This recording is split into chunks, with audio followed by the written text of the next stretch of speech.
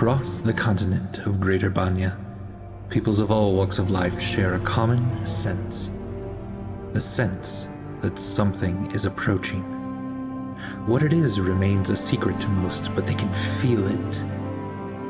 Rumors of sickness spread in the south. A mountain flies in the west. An army of living flame marches through the desert sands, leaving a line of glass as their trodden path. Yes, these are the troubles set to welcome a god into this world. Behelit, the lidless eye, god of the searing light. She approaches and will not be deterred. However, a few know of her coming and prepare. A deadly and cunning thief, a champion of the mountain tribes, a cleric of chaos, a brilliant artificer, and a scarred soul whose past is catching up with him. Can these individuals save the rest? Can they kill a god? Can they save their friend? Can they each finally find a home? Let us together read the final chapters of these heroes.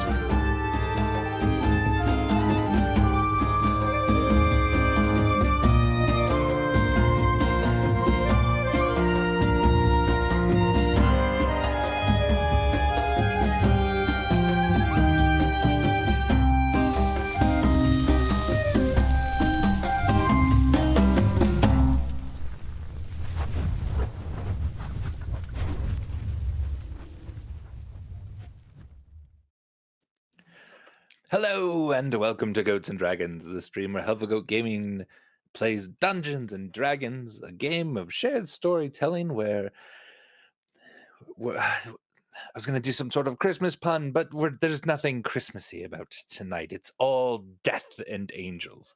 Actually, now that I think about it, it's kind of Christmassy. Anyway, I'm Andrew Gilbert, he, him, but tonight I'm your friendly neighborhood dungeon master. And I'm not alone. With me, as always, is Galway, playing the Tiefling Sorcerer Charity. The Crusades joke was right there. Anyway.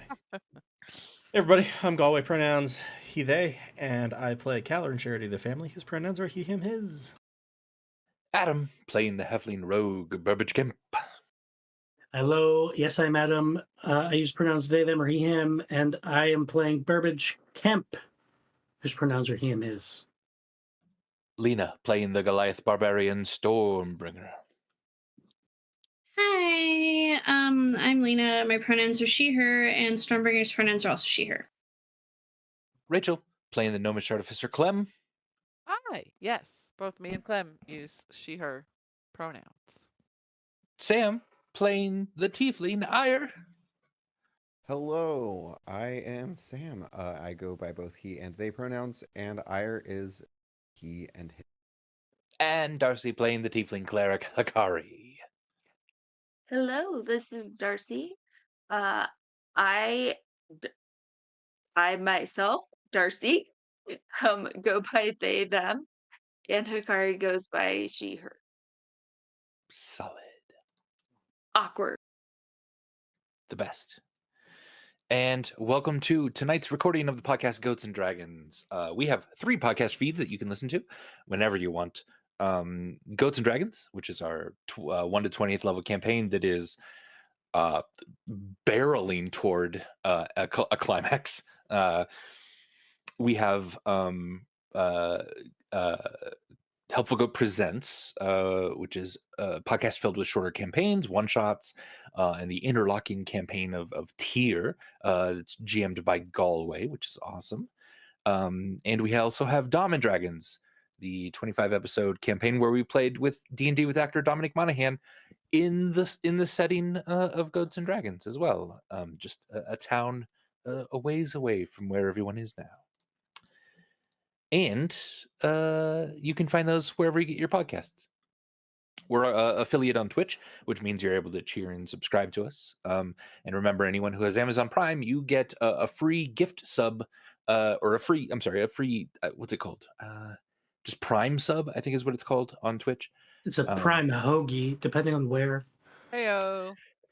Could be Prime Hoagie. If you Oh, his don't use your exasperation. if you don't use your Hoagie on us, please use it on maybe another smaller streamer because those actually help quite a lot, and they're free to use if you have Prime. Thank God we didn't go with Grinder. Right. Yeah. I was trying to think of the other name for it. I was like, I know there's another one. Also, Hero. Yeah, Hero's good. Hero's good. Footlong. Exclamation point merch in the chat. We'll get you a link to our merch page where you can buy Helpful Goat gear, Helpful Goat products that help us. And we work with artists in our community to make those amazing things. Often Galway puts them together. They're beautiful. They're amazing. They're great. You can pick some of those up. Exclamation point KO-FI or coffee. We'll get you a link to our coffee page, and that helps just kind of fund us and the narratives that we are able to make, and like the physical things that are required to, well, not physical, digital as well, things that are required to just keep this going. We got to pay for, podcast hosting and overlays and that sort of thing now and then, mics if they break down or something. So that certainly helps us a lot. Just keep it going. Exclamation point Discord. We'll get you a link to our Discord page, and that is our main community hub. That's where we all hang out. That's where all of us play games together and watch movies and TV shows, and Rachel reads every once in a while to us. And yeah, it's just a really great place to hang and just be with cool, like-minded people. And I believe exclamation point donate gets a link to the Trevor project, I think is what we're currently working on. Galway, would you like to speak more on that? Yeah. Exclamation point donate to support the Trevor Project benefiting LGBT plus youth in America. As always, we encourage you, if you have the time, the resources, please go check them out, and also consider checking for charities in the local area to support who can have a harder time with fundraising. Indeed. Was Chelsea around this evening for a thing? Okay, I don't think so. Chelsea in that works now. Chelsea lurks. I love Works. No, it. works. Oh, As work. has I job. don't love that. Can we? Let's not do that. Well then, friends, I think we're ready to get into tonight's episode of Goats and Dragons. Everyone feeling good? Feeling up to it? Feeling terrified at what's about to come? You are not nearly scared enough, my friends. And Andy is getting a bit concerned for his friends. You did this to us. I didn't. I don't know what you're talking about. So, last time on Goats and Dragons Fates of Ryn, the family was confronted by a massive evil personified in the father of charity and ire. This man, called Black Tom or Tom Waite, is something more than just a tiefling now. He is darker. He is more powerful. He's also easy to kill, it seems, as you were able to dispatch his body several times. Yet each time, the remnants and the ashes of this creature sort of were sucked back into this portal from whence he came, and as he reconfigured himself in another world, stepped back through, each time slightly more powerful than the last. However, through the quick work of charity and a wish spell, you were able to banish him from this area at least. Wherever he is and whatever he is planning next is currently beyond you. As he was leaving, he let someone know exactly where you are. Someone that could not figure out where you are previously. That seems to be the Voice of Behelit. And now, as an angelic host or army begins to pop into existence around you, you see one figure. Its long, sort of spectral arms, gangly and dangling at its side, as this creature with brilliant white and blue wings has their chest and sides sort of wrapped tightly in a fine fabric with gold lining. Their mouth slightly more large, agape. Their toothy maw is what I'm saying. Agape. You see inside brilliant golden teeth. These teeth whisper,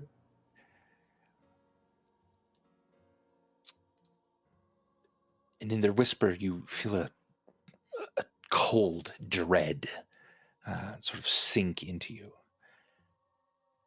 So here you are, trapped, just like he said. Finally, the Voice of Behelit has a few words for all of you.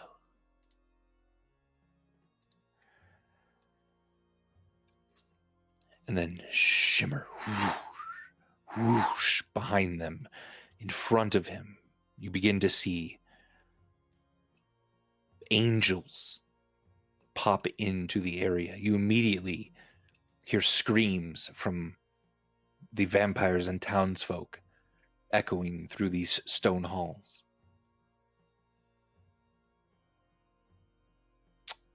What is it that you would like to do? Sam had a held action and should be able to do something as the angels appear, is the last line of my notes, just as an FYI. Ire, upon seeing these creatures pop into existence, what would you like to do? Oh man. You're a little See, quiet. for me, Sam. prior to stream, we had a brief conversation about like being prepared for your turn, and like I warned you also that you had a held action. Yeah, You but responded to it. see, Lena. Lena, what you neglected to recognize is that I had a complete lapse of memory that all of these angels appeared. And I'm like, okay, all right, well, here we are. And again, just to set the scene a little bit, while you're sort of thinking about that, you are Thank you are you. in the halls of an ancient dwarven tomb in a city underneath Phidero that has been abandoned for centuries. While you've been down here, you've gotten glimpses that, oddly enough, perhaps these dwarves still exist, but not on this plane of existence. You get remnants of ghosts every once in a while. You also recall that the thing in Clem's head perhaps has wanted to come here into this area.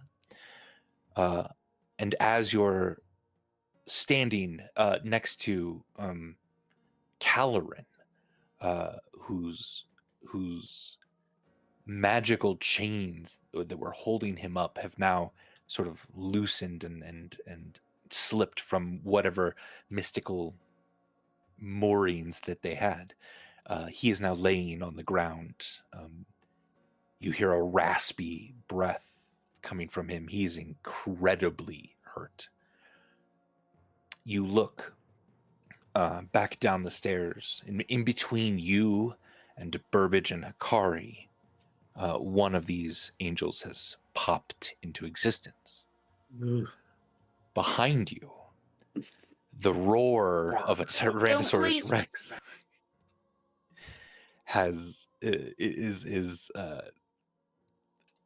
prominently heard in a space where you know most of the rest of your friends, including Ponway and the High Priestess, are holding up.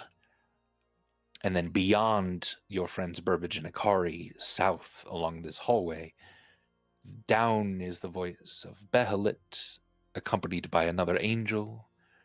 And you had seen both from the left and the right hallways,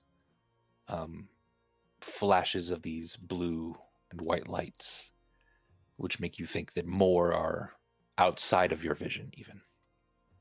Mm. I don't have the turn order little pop-up window. We don't technically have turn order. There was a brief break, but you okay. did have a held action. So before we roll initiative, if such a thing is going to happen, you're able to act.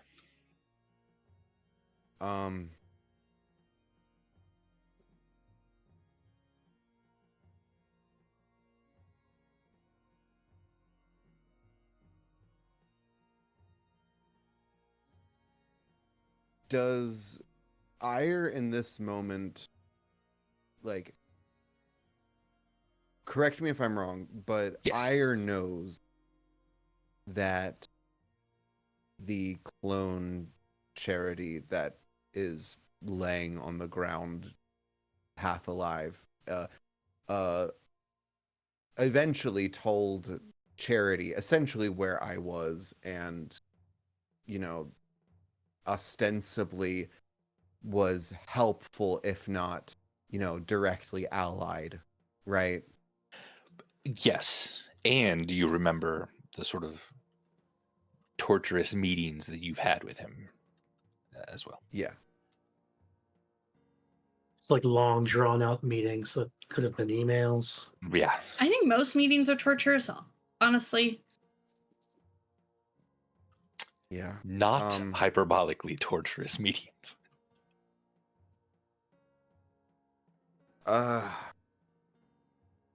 So forgive me, I'd like a refresher on like holding an action. So that is just one specific action or bonus action.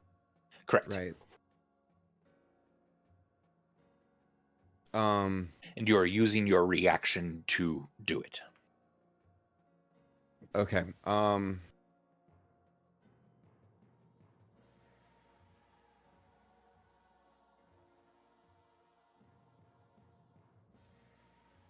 So far, there's also no aggression necessarily. No one's fought yet. I'm not saying that this won't inevitably happen. It looks really bad. Okay. And in case however you're contemplating, it's also okay not to do anything right now and just let this go by. Yeah.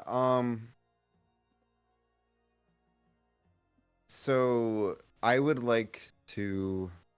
All right. I think Ire recognizes this sort of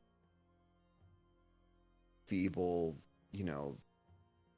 abused state that Caloran clone. Do we have an official name for Caloran? He's Caloran.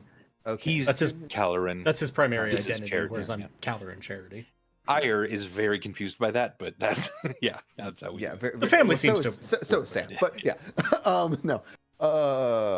So I think understanding that this person is maybe not an enemy of the group. I think using my fast hands, I would uncork, perhaps the last bit of a healing potion. Just Okay. give him something. And now, am I able? Like, they're almost unconscious, right? So, like, is my using the bonus action giving them the health, or do they still need to take it? They're slipping in and out of consciousness, and it's hard to tell almost if they're conscious right now. Could you give me a medicine check to sort of help them apply this, to help them drink it? Okay. Just fucking pour it in their. Sorry, I'm tired. Anyway, Well, that's what I was doing. Just like not worrying about it and pouring it down their throat? Yeah, I was just once gonna it starts pour it down. working, they'll drink it instead of drowning. Yeah, exactly. That was, and that's the level of care that Ire is giving right now. So is this still gonna be a medicine check? I mean, you don't have to roll medicine. Yeah. Yeah, I don't think If you're not being Ire's- careful, then it seems like yeah. you I would. mean, I think Ire pours this down his throat and then gives it kind of kicks him a little bit and it's like could have been an email. An email. And then the last little bit, whether or not this works, I think he doesn't really care that much, actually at all. But I think he would use just a one little quick sentence and just say, Akari, could you maybe move a foot or two that way? And I'm pointing. How do I point? There. So slightly to the other side of the hall. I'm And sorry, then- we're talking to me. Yes. Okay. I was just And- saying to Hikari to move to the other side. Yeah. Okay. And Not, that's you don't, on your turn or right. Yeah. You know, on we'll your get to turn. that. That's my help. Oh, on my turn. Pouring the solution down his throat after a Constitution saving throw roll, which he rolled a 2 on. He begins to hack and gasp. And then he stops hacking and gasping.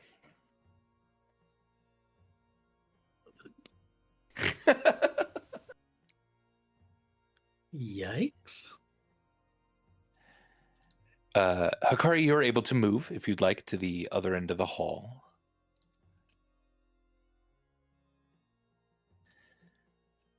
Just the other side, so to the left. okay. Yeah. Next to Burbage. Yeah.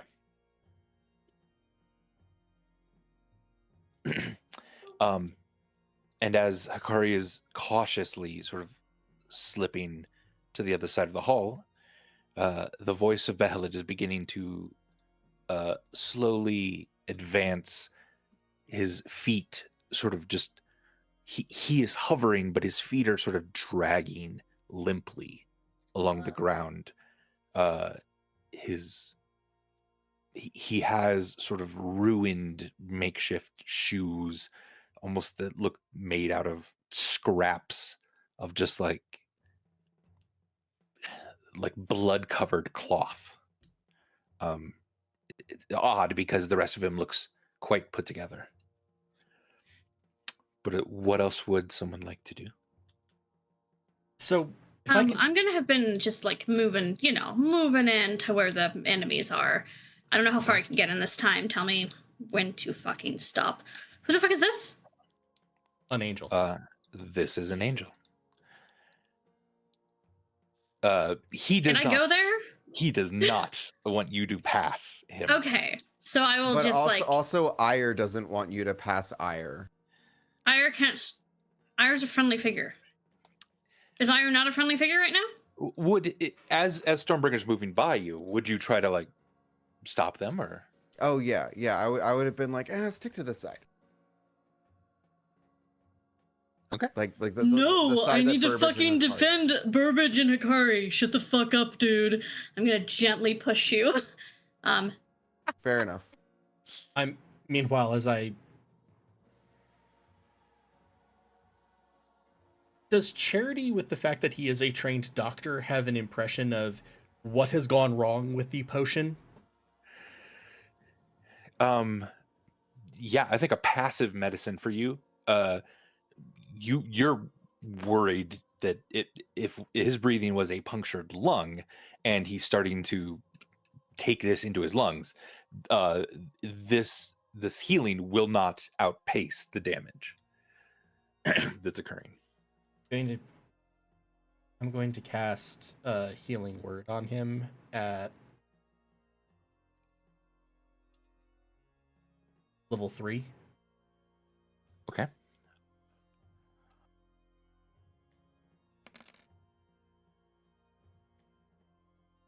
Also lean near your cameras, Rose.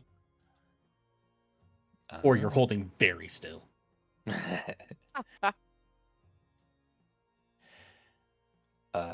At this ire, you hear Caloran next to you begin to like kind of lurch.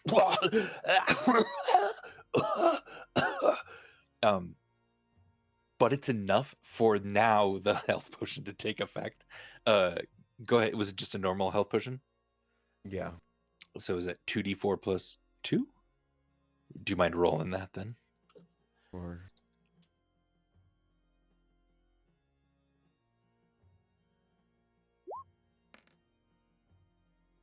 oh, ooh, 4 more healing. 4 Seems about full- right. Yeah. That's all he deserves. All right.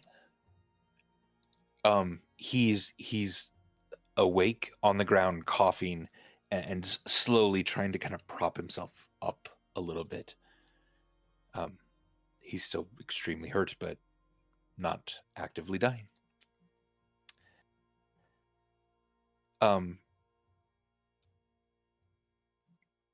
Ponway, near you, Charity, turns and kind of stares at you for a moment. His eyes are wide. He's looking past you almost. He's deep in thought, but he's trying to, at the same time, sort of connect with you. And then his focus like comes back from a very far away place, hitting your eyes now. This is very, very bad.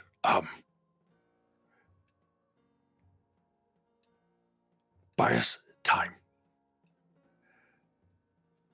And he, you see him cast a little bit of a spell from his hand, very subtly, very trying to hide it from the angels that are very slowly marching toward this room. And now he's looking over at the other high priestess, and you get the sense that they're communicating telepathically to each other. Clem, in your head, you hear a voice. No. We just got here. There should be more time. And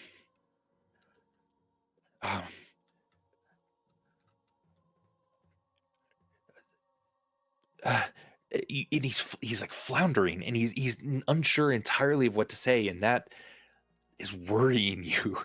that he is scared all of a sudden. That he needs more time. That there's something here he wants to do. How much time do you need? Can you stall as long as you can? I mean, yeah, but like, as long as I can versus how much you need, it would be nice to have a little bit of info as to what that means. It's going to depend on what happens next. Is there anything in particular you want to happen? I don't want you to die. Oh, we're on the same page there. Good. Okay. Excellent. Stay alive. That's important.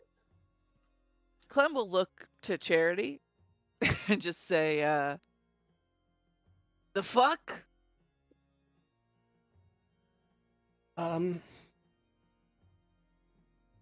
This is kind of my former manager.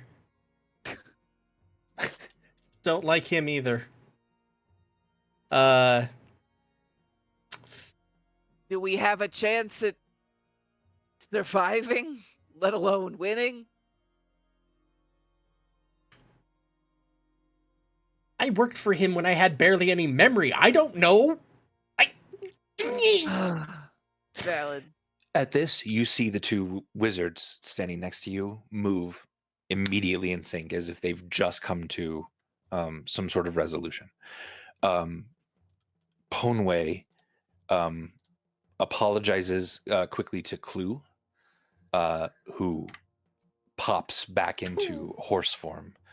He rushes up to the door here, and Charity, you see him casting a spell, but like holding a bit of the last sort of somatic motion with his hands, and he yells, "Hikari, Burbage, Stormbreaker, everyone run! Here!" And the woman, Clem, stands, and the iron bars that the two of you have been working on for the last, like just 30 seconds that you've made a few of, she kind of holds them up, and they're kind of wonky in her arms. She passes them off to you. Extremely important. These are imagine them as sewing needles. You could sew something and remain it open. You could sew it closed. It's incredibly important to remember that for the next time you see that man, this one's father, come back. So it's not useful for right now, but whenever we see him again. Yes. Okay. It's imperative. In fact, hold on to them. And then she... How many do I have? You have 4 of them. That you, I'm going to write the 2 of you 4 reality sewing needles. Great. You see her move next to you. And while she's been like old and kind of hobbly this whole time, her speed is a bit unnerving. As her hands sort of whip around, she begins to kind of spin. The fringe of every like lining of her clothes glows kind of a brilliant yellow for a moment, and then that yellow sinks down into the floor. And Charity, you recognize the beginnings of a teleportation circle that is being sped up incredibly fast. To your trained eye, maybe 3 rounds. And this seems to be their plan at the moment. Like, so they're making it quickly and we could all get in, but we have to stall for 3 rounds to be able to get in. Charity guesses that exact time frame. You notice what's happening. I just wanted to make sure I understood. Yeah. Yeah, I think your timing, you're exactly sure, but yes, 100%. I will also share with whoever can hear me around, just that the guy in my head is hoping to do something here as well, useful and meaningful. I say without actually knowing that, and is hoping to have time. So I'll just share that kind of what he shared with me out loud. Okay. At all of this, especially with Ponway's sort of movements and everyone else just kind of holding tentatively to what's going on here, I think now we roll initiative.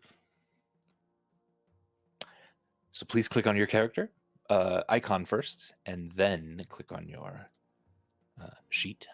So real quick, what the fuck is going on? I like my whole every fucking thing failed, and Conway and the other wizard were planning something, so they were just saying stall them as long as you can.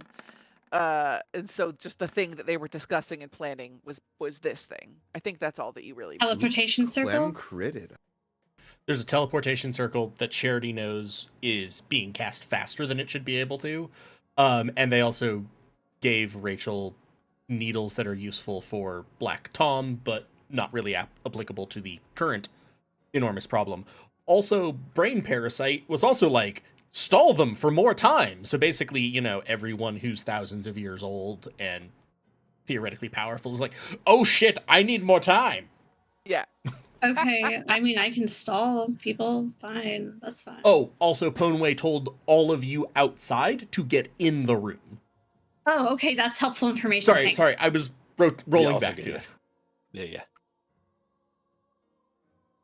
Yeah. Sorry, I have not yet rolled mine. You're good. I rolled a crit and Burbage is still ahead of me. Yeah.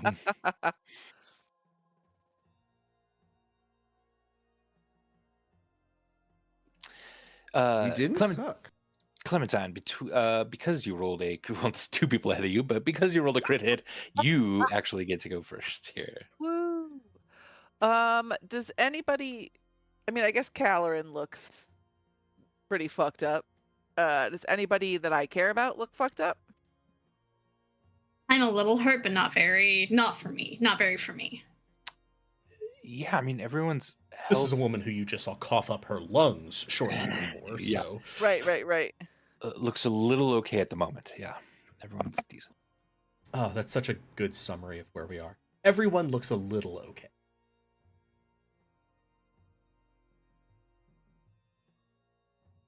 Sorry, Erickson here turning the lights down, and I'm just like, no. He's like, but it's nighttime. You need dim lights. And I'm like, no, I need to see. To be visible. I need to be visible. Right? He's like, let me just make this dark. And I'm like, then I'm a silhouette. I mean, it's sweet that he's trying to like help with your circadian rhythms and stuff, but yeah. He cares so much about circadian rhythms and But light, also, and it's just like... We don't need to go full seal sound only, but... Right. Okay. What do I see? Yes. How far away are things that are happening that are bad? Can I see anything? Yeah. I just Currently, know bad things are happening. But... Currently, you are in a circular room. Seems to be the final resting place of several major warriors. Two statues, kind of behind you in the corner. Arms outstretched, sort of low, but dwarven. Even though the statues are larger than dwarves are, they're dwarven. You see a teleportation circle being cast right in the middle of this room. Ponway at the front of the door, ready to cast a spell.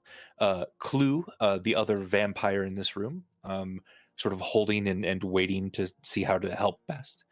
And then down this long corridor, going down the stairs here, you see four of your friends, Caloran, three angels down this corridor, and that's pretty much all you can see at the moment. And angels are, I'm assuming, bad. It seems like Based on everyone's everything freaking that out Cherokee about them. has Yeah, said, is that like that's a bad thing? That's what we're worried about? Yes. yeah. How far? They're like very far away, right? How far are we talking for the angels? 45 is the nearest one, I think, to you. Oh, okay. I've used so many spells.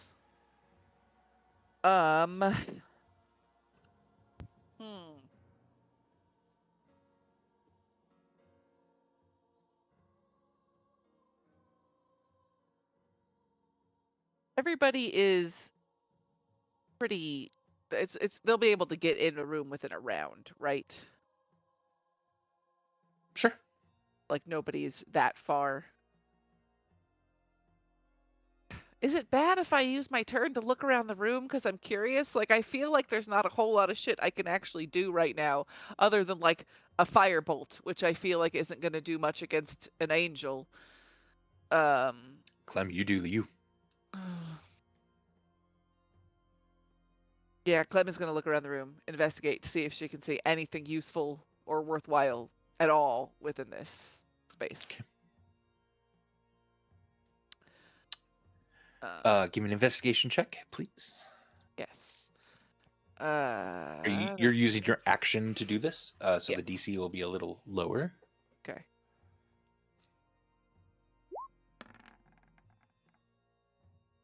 30? 30. With a slightly fucking... I'm very smart. Artificers. On top of the 3 sarcophagi in here, you see fairly massive weapons. Weapons that like a small giant would be able to use comfortably, but certainly not anyone, even Stormbringer size, you would think. Okay. Though you immediately get the sense that they are magical because they are spotless and clean in a crypt that is dusty and dirty and grimy. No mold has grown on them. They've not rusted at all in all of this time. These are incredibly magical things. You also see that the sarcophagi, the lids of them are built with a contraption that allows them to be opened fairly easily. And you see then writing etched into the stonework of this entire room, and it's writing in ancient Dwarvish that, again, you know Dwarvish, so you can kind of sound out most of it, and you feel like it's some sort of epic poem of the origin of dwarves themselves. This is akin to a deep, almost maybe even forgotten mythology. And that is what you also see, that the statues in the back do appear to be magical, though you're not exactly sure what they do or what they would do. Do I get any vibes of what would happen if I were to open the sarcophagi? With a 30 investigation, you would be able to have access to whatever contents are inside. It's weird that these are made to be opened, as most sarcophagi are made to be closed. But yeah. I think I'm on my own on my feet, right? I'm not riding on Clue or anything? Correct. Okay. At the moment. Then I would just walk over to, I guess, this one with a battle axe on it. Okay. And I'm assuming it's an action to open it. So I would you could do it with a bonus action. It's just a button. Basically. I'm gonna open it I figured since I got a 30, I feel fairly confident it's not trapped, but correct. Yeah. okay. I'm gonna open that essentially the traps would have been everything leading up to here, that has all been disarmed by the people that live here now. Gotcha, yeah. Yeah, so you're gonna be like, Rachel, why are you doing this? There's just a fucking dead, desiccated corpse in there. Congratulations. There is that. However, this individual is holding a couple things, one in each hand, as its like bony, rotted fingers are clutching across its chest. One of them is a scroll, and the other is a horn, like a ram's horn made for like blowing and stuff into. Sorry, child. Okay. I'm guessing I can't like take them this turn then. I don't know how much you can like pick them up and touch them if you'd like. Yeah.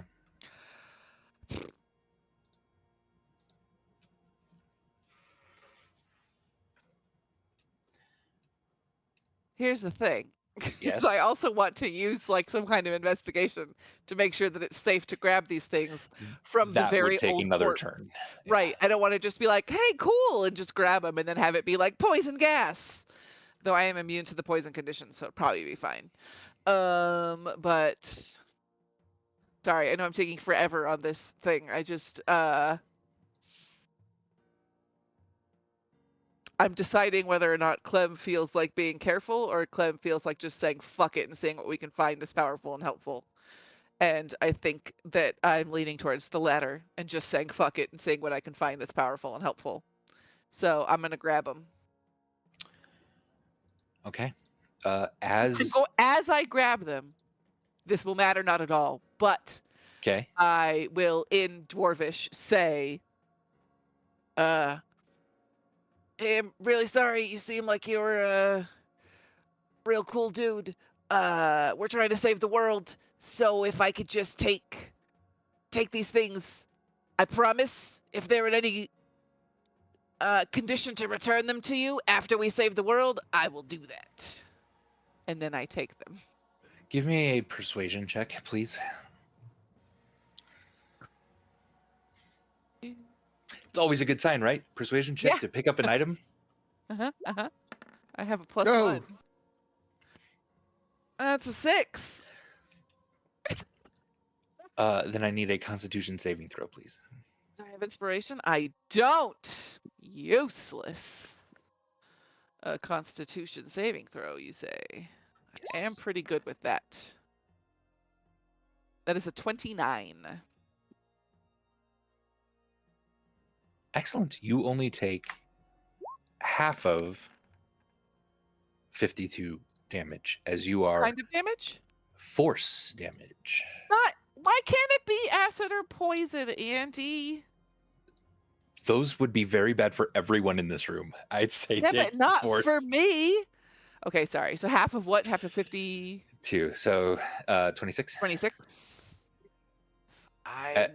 As you are unable to grab them and are shot across the room, slamming into the wall next to Charity. And I don't even you- get to grab them? Ugh.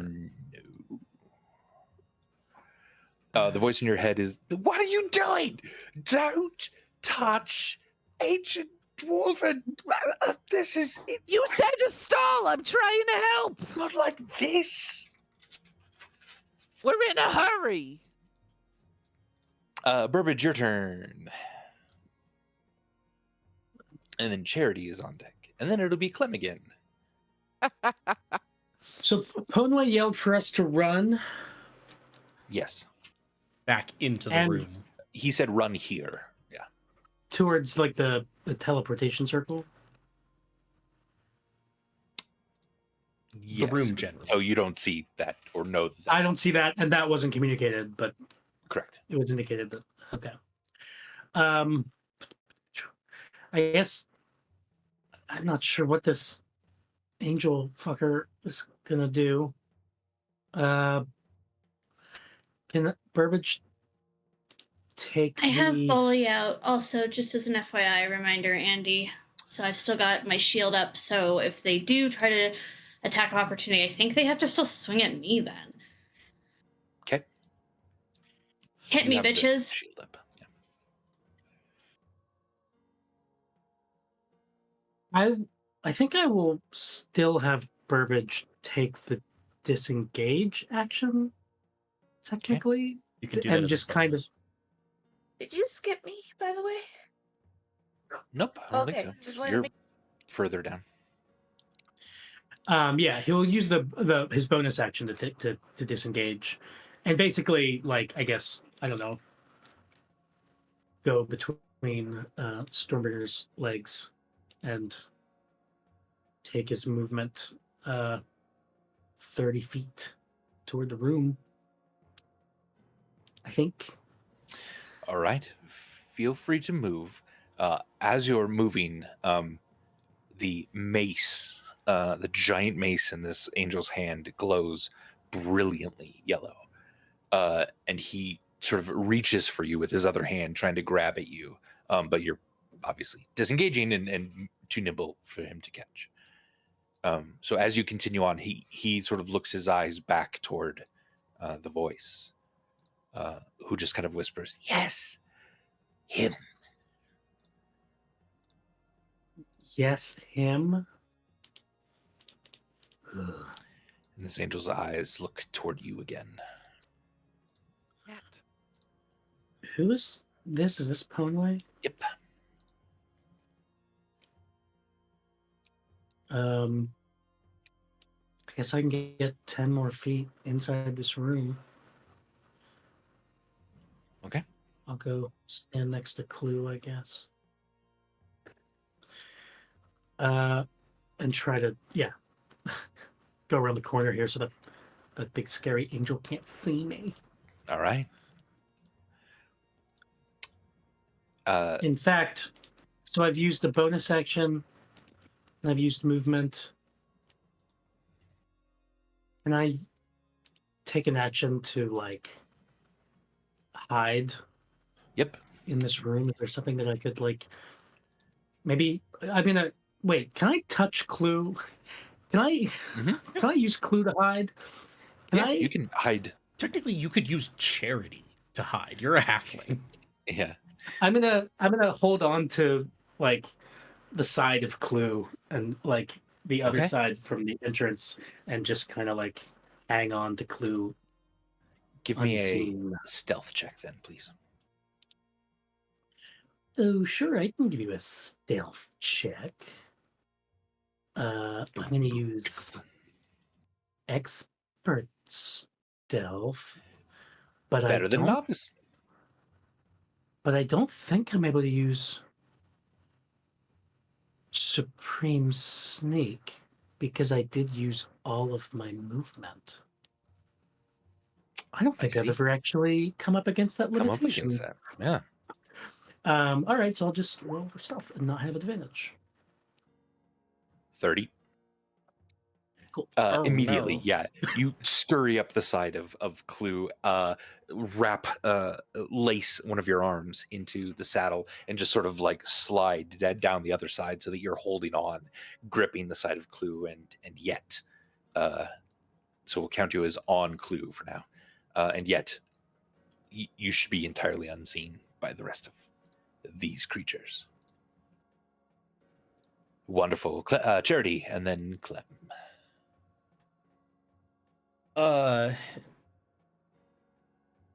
The eye that sort of the orb that sort of now sits where the halo has become almost a crown of flame is going Yeah. to open as an eye. As I cast telekinesis. Okay. And I will attempt to throw the closest angel back down the hallway with the intent of like blocking the voice and the other angel as much as possible. Awesome. All right. This is not a saving throw, in case that matters. Okay. Sure. It's just a check. Is that it? Yeah, it's just straight strength or no, only strength. Can't use dexterity. He rolled an 18. 23. There you go. And You really were the able goal to is like to lift get him as tangled with the others as possible. All right.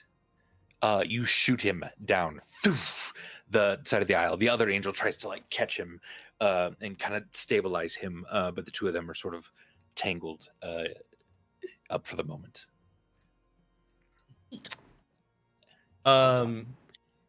And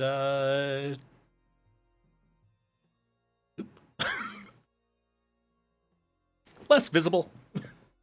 Okay. Clementine. Clementine. Where did I land? Over here. Okay, I'm going to. Can't move myself anymore. Weird. Anyway, I'm going to open this one with a click. Okay. See what's in it. Bonus action. You slide this one open.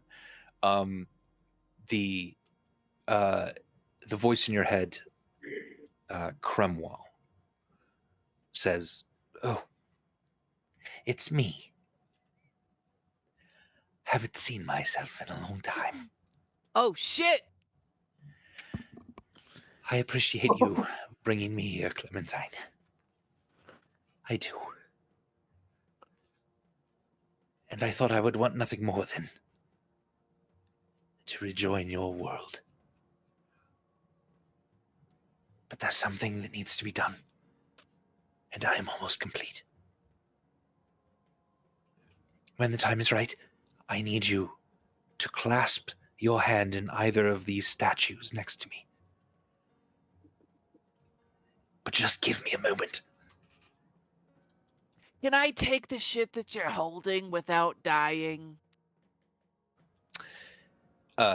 He says, "Please," and he's holding a helmet in his hand. Do I get the feeling that I could actually take it and not be affected, or that he has That's no control of that? how much you trust him at the moment.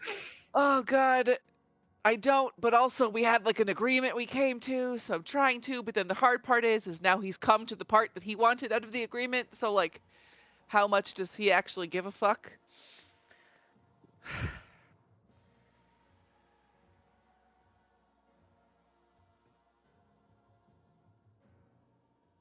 What you thinking? So which statues? The two statues that are like over here? Yes, correct. He wants me to clasp one of their hands when the time is right? He wants you to clasp both of their hands so that you are in between the two of them. Oh, okay. I will ask. Is it gonna hurt me? Do what you want me to do. It won't feel pleasant, but it's imperative. I guess we did come to an agreement for mutual trust. So,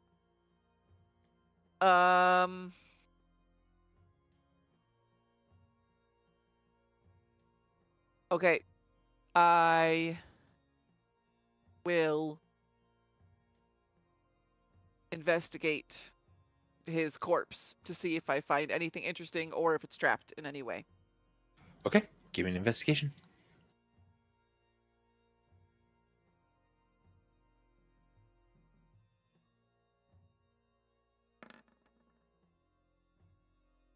'23. 23.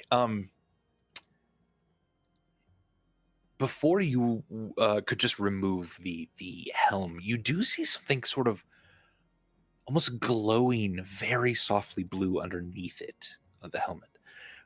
And as like you are able to almost kind of crawl into the esophagus, like sarcophagus a little bit, and still kind of have room, you're able to actually get down underneath the level of the helmet to sort of look. And there's a kind of a pulsing blue, small orb that's on the inside, and you hear him go, "Oh, those fuckers! Don't touch this. If you're able to, just carefully remove the orb without touching either me nor the helmet." So like reach my hand in and grab the orb. Can I Yeah. touch it with my bare hands? If you touch only it, yes. And Yeah, in fact, I'm really good at that. In Operation. fact, what? actually, yes, you, whenever you can, get that orb. That's the piece I need. Yes, remove it and yes, perfect. Can you give me any help in guiding my hand so that I don't touch you or the helmet? It would draw my attention away from this. It would just stall a little bit longer of what I'm trying Fine, to I'll have finish. faith in myself. I don't need your help. I absolutely need his help, but I'm not going to risk it taking longer. Ugh. All right. I have a That's 0. What do you want me to do? that's a bonus action and an action. You can try to wing it, or spend an action to actually do it on your next turn, which will again lower the DC. Right. But it will be a sleight of hand check. I have a 0 to my sleight of hand.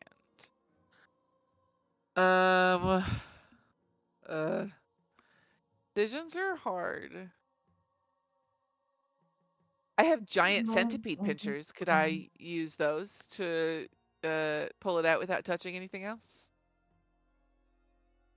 No? You can certainly try. I don't know if that will be easier to do. Okay. Sorry, I'm just looking at my items and it's just Sure. like no, it's just insanity. I do have purple worm stomach acid, so you know, if that ever comes in useful, you be sure to let me know. Okay. I will wait for my. I mean, I don't have any actions or bonus actions left, so I will kind of just be here, Okay. ready to do that part. Excellent. And yeah. Ire, your turn. So this door behind me was shut, right? The one where oh, I'm sorry. No, it should be opened. Okay, it somehow got shut for me. I was like, oh, okay, There we go. all right. Scary. Yeah, No. Ire's going to get on this side of Caloran Okay. and is going to cast Wall of I will make As you're beginning to cast something, the voice says, "No," and that word echoes. It starts to. You hear that word in your head. No, no, no, no, no, no, no, no, no, no. What level is the spell that you're casting? Wall of Fire is 4th.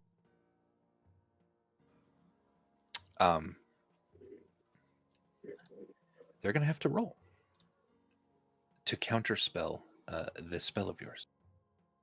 I was going to be giving them disadvantage. I don't know if that comes into play yet. You were going to give them disadvantage. Yes. I does was that going mean? to specifically give big white blue angel boy with my heightened spell. I can have a person get disadvantage saving. But I guess that doesn't come Okay, into so play yet. that wouldn't be a Okay. saving throw, yeah, for what this is.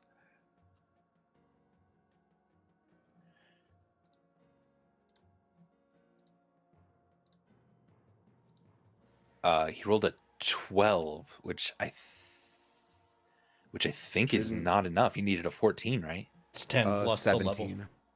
Yeah. Oh, It's not. sorry. It's not your spell save DC. It's the mechanics of counterspell. Yeah. He was unable to do it. He says no, but you're able to Sucks to suck. push through, and you shake it off for a second. And Ire, cast your spell. What would So you like to from do? oops, I didn't mean to draw a line. I apologize. That failed. You're good. From here to I guess the end of the hall, it can be up to 60 feet. Doesn't need 60 feet. Okay. I hope these ceilings aren't more than 20 feet high in this hallway. No, Should've not asked. more than 20 feet. Okay. A nice massive wall of flame erupt, and if I could get those 2 angel boys and then the blue angel, who I've spent 3 sorcery points to make sure blue angel boy gets disadvantage, on a dex saving throw, has to beat. So you would like to put the wall of flame like on this side and curve it over like that? Well, it was going to be kind of a straight line going through them. Hopefully okay. avoiding Hikari. That would not avoid Hikari. Okay. Well, Hikari does have Not from where you are resistant currently. fire. Yeah. Hikari's got resistance. Yep, I do. All right. There's now a gigantic wall of fire. And it is 1 foot thick and it is opaque, so they can't see through it. Can't see through it. Yeah, so if I could get all of them to make dex saving throws, and then let's see. Is that on casting or at the beginning of someone's turn? On cast. I would need Stormbringer and Hikari to also make saving throws. How do I Bring it, bitches. I have fire resist. How do I shouldn't get sneak attack on that. That should not be there. That's funny. My bad. Yeah, a whopping 3 points of sneak damage. No. So if they fail it, they take half of 23 fire. No, if they succeed, they take. Oh, I said that right. Also, the one angel that I restrained with TK has. Yeah. What you want to do You with the rolled- guy that he's tangled up with? Your choice. Sorry, that roll from me should have had advantage, so I'm going to roll one more.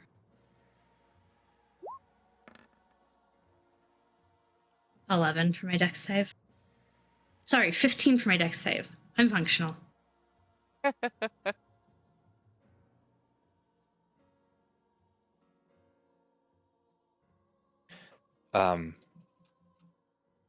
You said that was advantage, Stormbreaker. Yeah, 15 with advantage. Okay.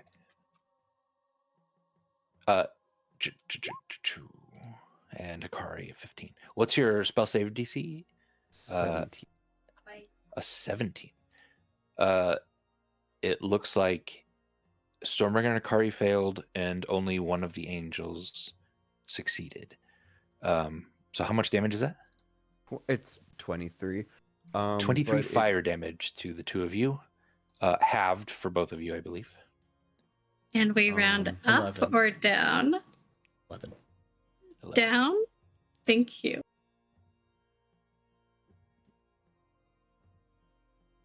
Yeah. And anything else now? Yeah, it's concentration, so it's there for a minute unless it breaks. And then it's at the end of someone's turn. Is that one of these?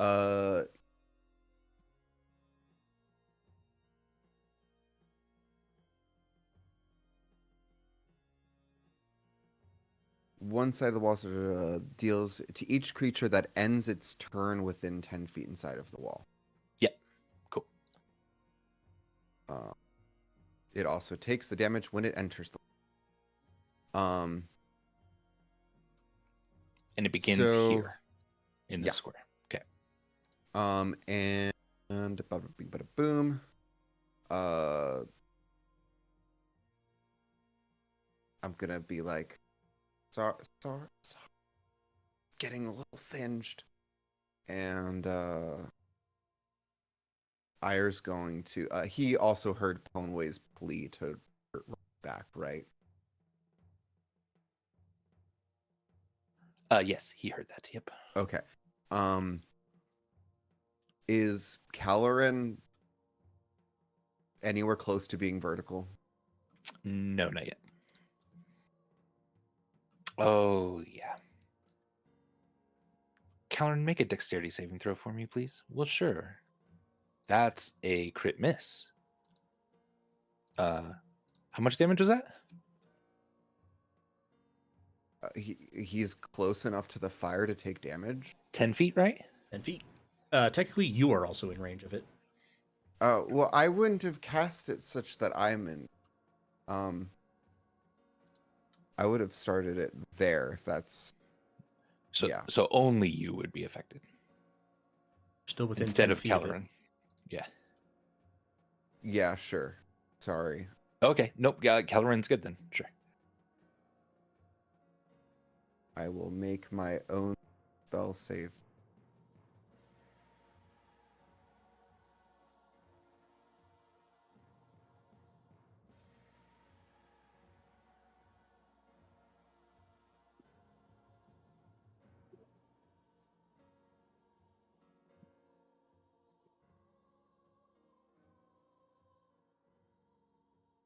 I didn't save, so I take half, 23 damage. 11.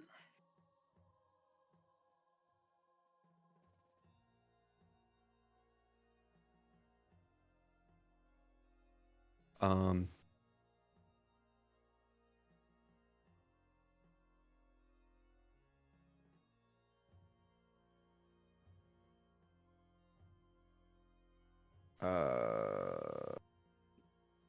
I don't know that there's a bonus action that I could do that could be helpful.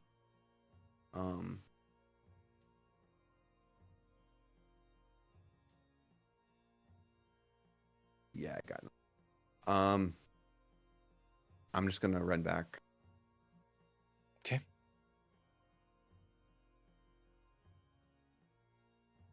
Okay, cool. Yeah, I can get it.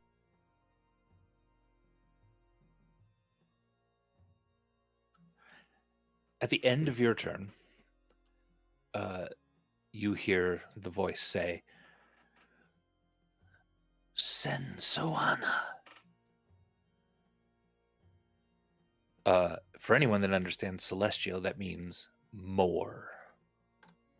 Did that feel like a spell? Nope. A legendary action in effect.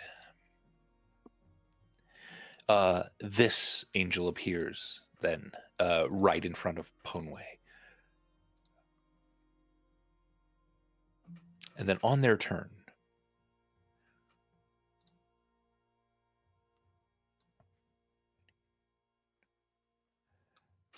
this one bursts in, flying just over Ire, Benediah, and Ponway. Ponway's holding an action, technically, so he's not going to swing at him, but Benediah will. And Ire, it's up to you if you want. Does he also move through a space where Clue could? Yes. Yeah, actually, that would be good. Kick! Nice.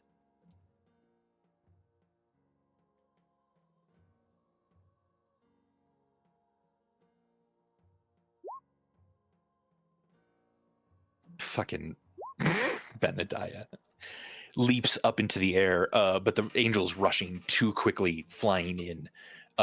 He tries to attack him, but slams just into him and falls prone on the ground. 18 for Clue. 18 hits. Don't think if I click on this, it turns into a nightmare. Yeah. 15 bludgeoning, 8 fire. Nice. Does a 15 hit, Andy? 15 does not, I'm afraid. He's a little too fast moving. I have a clarifying question. Did the angel just appear in that room, or did they fly through the doorway? They flew through the doorway. But they didn't take an attack of opportunity from me? Oh, was that the one that was... Oh, he was way up here. behind- Yeah, he way was- behind. Oh, that's the one that was... Okay, cool. Yeah. I can't see everything because of fucking Sure. corners.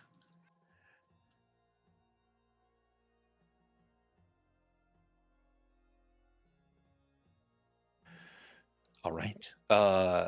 Yeah, slamming the fiery hooves slam into him, leaving like burning fiery hoof prints on his back as he lands next to you, Charity. He's gonna take a swing with his mace, a couple of them. 18 and a 24. Those both hit. Do you needed to know the difference between bludgeoning and radiant? Does that help, or Let me double does check it one not thing. matter? I don't think so. So that is a total of 17 plus 8, 25 damage from the first one, and 28 from the second one.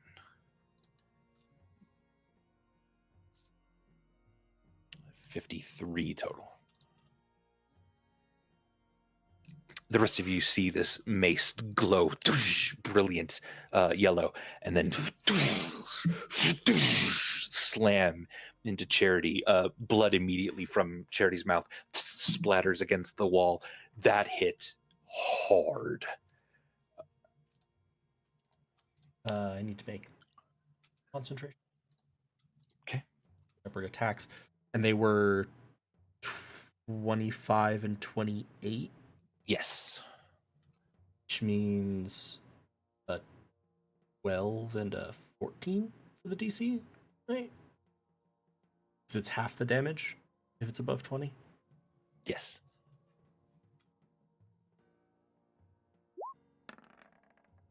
Just barely. Okay. Okay. Oof. That second one then loses TK.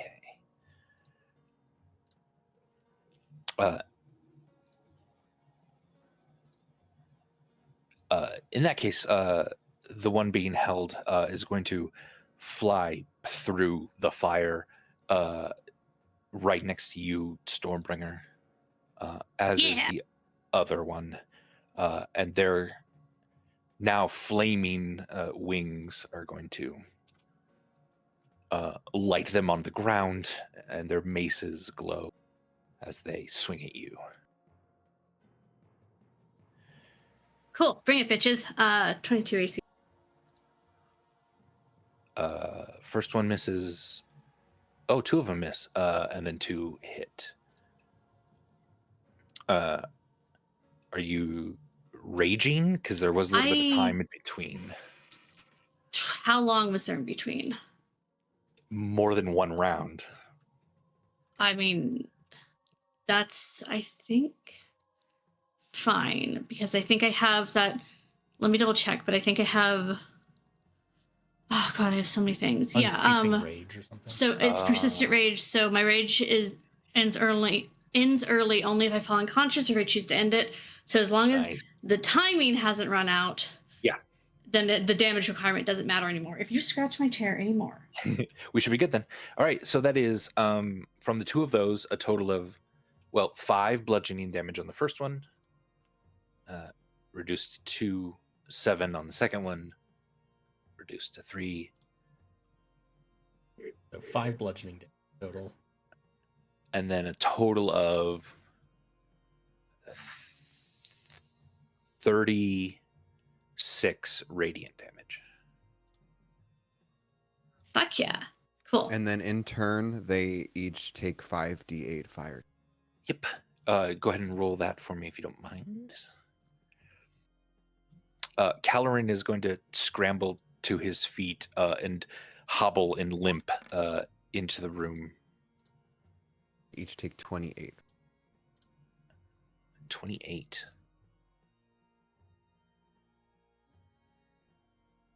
Does it seem, because I'm right next to them, does it seem like they're taking like full damage from that? These two, yeah, definitely. Okay. Seems like they are. They don't seem to care that much, but it is. I don't hurting care them. that much see, either, so. You see their wings burning. You see their Cool. skin beginning to boil. Delicious. That's why this was a hostile workplace. Hikari, the creature in front of you, stepping forward, silhouetted as just a dark shape in these flames. His sort of, again, he has these kind of spectral arms that glow a little bit, but those are entirely obscured by the light of the flame. And he'll step. I guess he's not technically moving. He'll just stay there, and he says, "That one called you Hikari."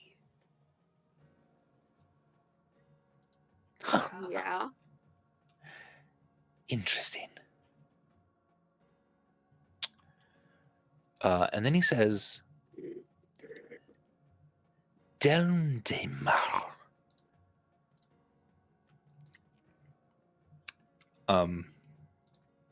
Donka Shane to you too. Well, you would say that. What is your current hit points? BT Dubs, is he casting a spell? Yes, he is. What is he? Are you within 60 feet? Can see him? I'm assuming.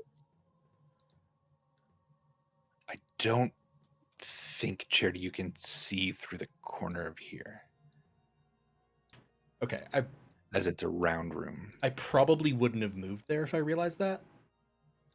because I was trying to maintain sight down the corridor. Sure. Also, he would then move. Like, he definitely knows to move out of that. Either way, he would make sure that he's Okay. not in your line of sight. If that makes sense. Yeah. Sure. But also, yeah, then you can also kind of situate yourself wherever. I probably would have been like here. Okay. Then, and that I think that's easiest because it means that Deva Yeah. doesn't have to have Yeah, gone he anywhere would else. have gone there anywhere. Cool.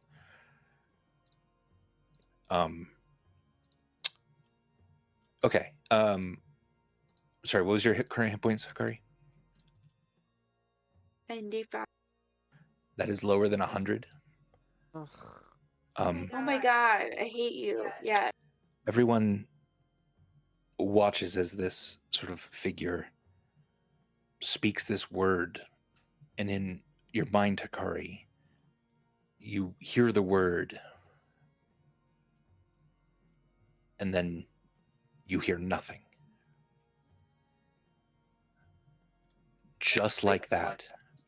Like I'm deaf? Or I'm down. If you could produce thought anymore, your first instinct might have been that you have gone deaf or that the lights have gone out. And yet death means that you've experienced nothing. Everyone watches as Hakari's body falls limply immediately to the ground. I'm afraid, Hakari, you're dead. Was this power word kill? This is power word kill. Damn. He ends his turn next to the fire, so that's still another 28.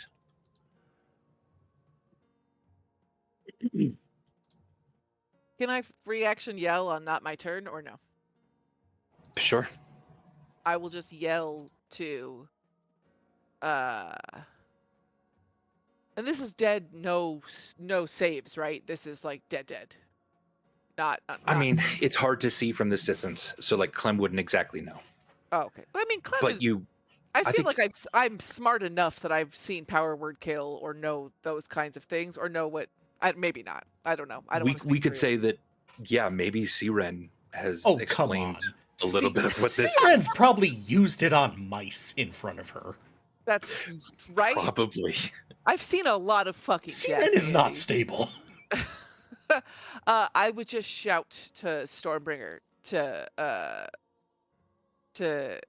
grab her body and bring her to me.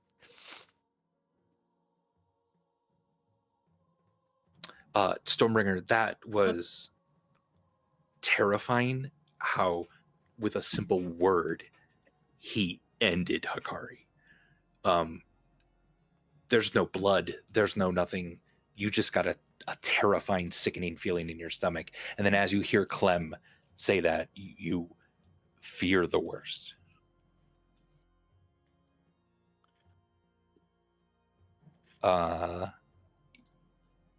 Especially Stormbringer, but the rest of you begin to hear screams as sounds of battle and blood-curdling screams are beginning to happen elsewhere. And those of you in the room, as she's working on the teleportation circle, the High Priestess is beginning to weep openly as she's pretty sure what's happening to the people that she's gathered here.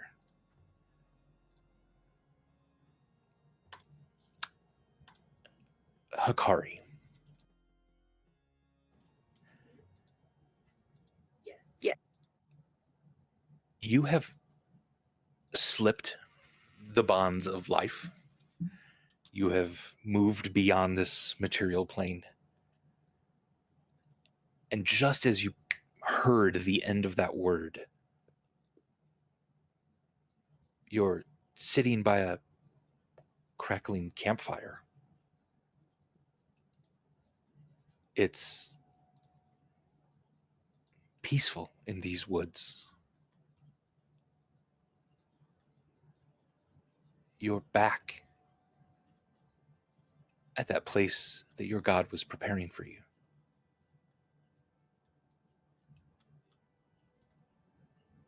And while your body no longer feels that initial rush of adrenaline, your mind is still racing, trying to grasp the difference between what was going on and what is.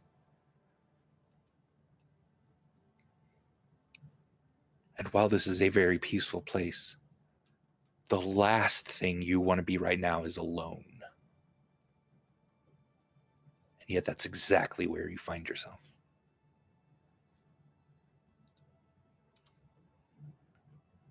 What would you like to do in this moment?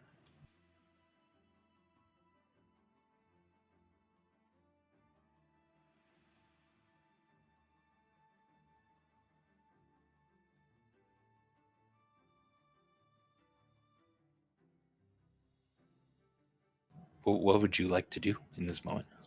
Yes, I'm sorry. So I'm dead. Yep. Uh, Sitting alone in a campfire at a campfire in the woods. Okay, by myself. Yes. I guess I'm gonna take out my flask if I still have one. You have several Okay, several. All right. in this place. And sit by the campfire and see if anyone shows up while I drink. All right.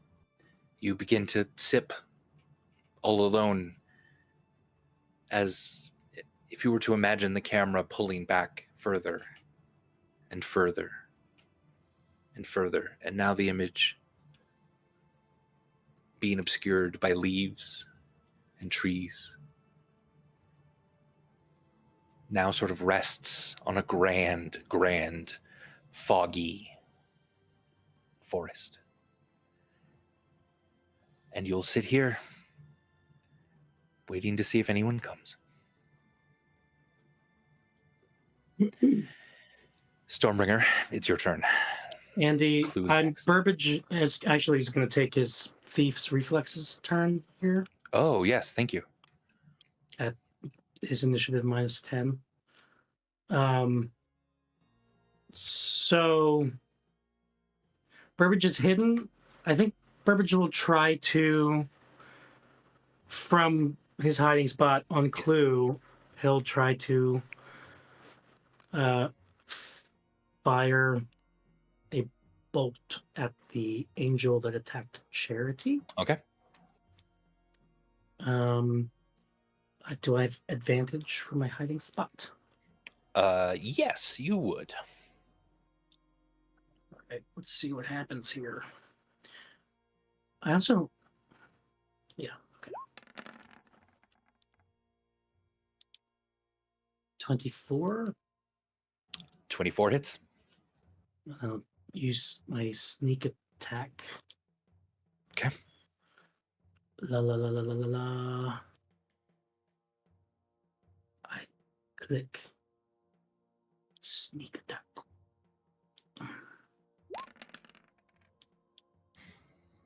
All right. 7 plus 29. That's going to get a 36 here.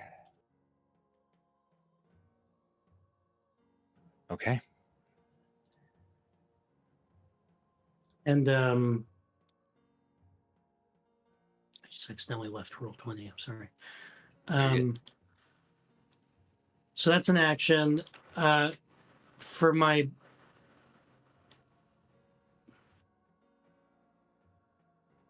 bonus action, I was on it. I'll be clear.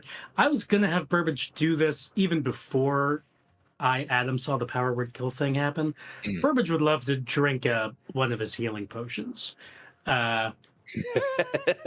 Okay. Like, I swear to God, I was gonna have him do that. Either way, it's yeah.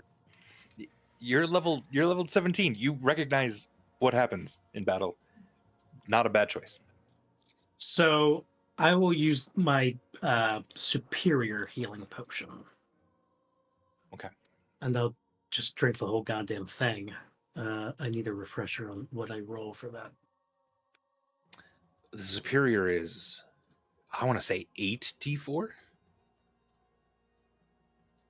I believe. Okay. How do I type that in manually? If you, yeah, 8d4. Or should I just do 4d4 and then another 4d4? That's fine too. Either way.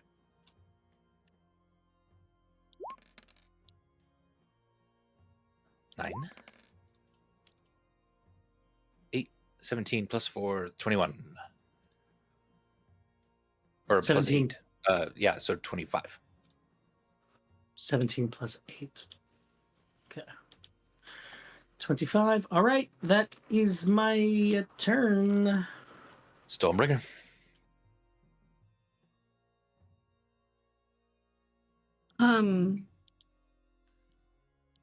So there's a fucking like angel in between me and Hikari's body.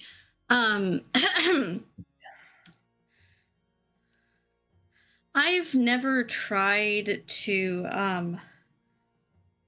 just kind of throw bully before when I'm bringing him in because I mostly use him as a shield.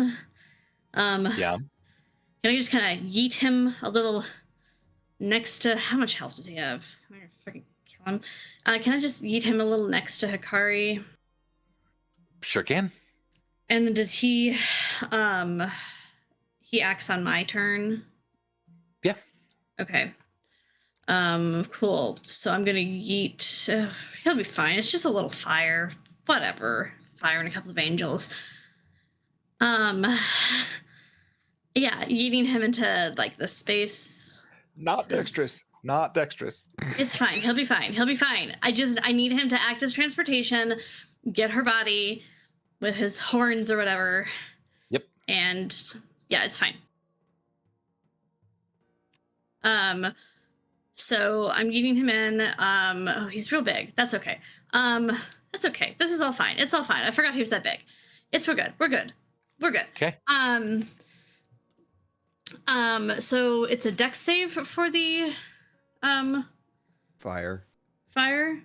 Yes. Oh, okay. He fumbled. We're okay. I don't know that he takes more. 28. Yeah. Yeah, I think Cool. he just fails.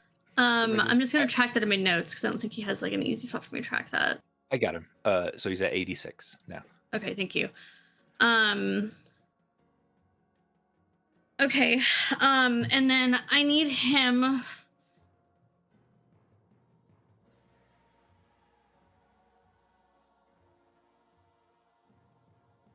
No, first.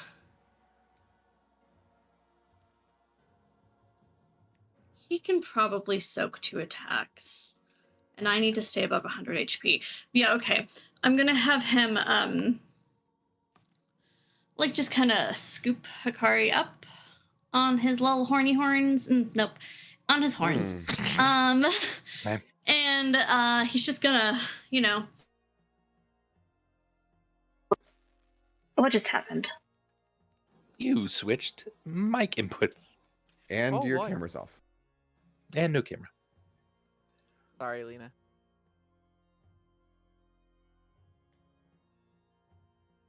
Where's Dancing squares. Ooh, ah, ah, ee, ah.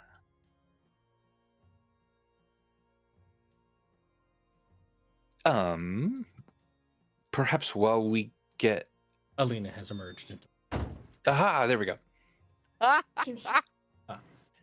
She's gonna fucking charge to I can't see the map now. Back towards the room with Ari on his horn. I know he's gonna be like 2 attacks of opportunity. Right now he's not able to get past these two. Since they count as enemies, you can't move through their squares. And especially as a large creature, he might be able to squeeze past one of them if like you could somehow get one of these guys onto the other side, if that makes sense. So if you'd like, he could maybe hold his action to dash up, if you are able to move them somehow, or someone is. I'm gonna try to gonna have the Oni glaive out, and I'm gonna try to shove one to the side, kind of with. I'm going back to my computer, but I don't think I can roll. But I can't I see can my roll character sheet. for you if you want. Yeah. So I'm sorry, you're making attacks? Is that what you said? I'm fucking Or- like attacking the one in front of me, Okay. trying to also push aside while I'm attacking. I'm raging, so it should be a plus.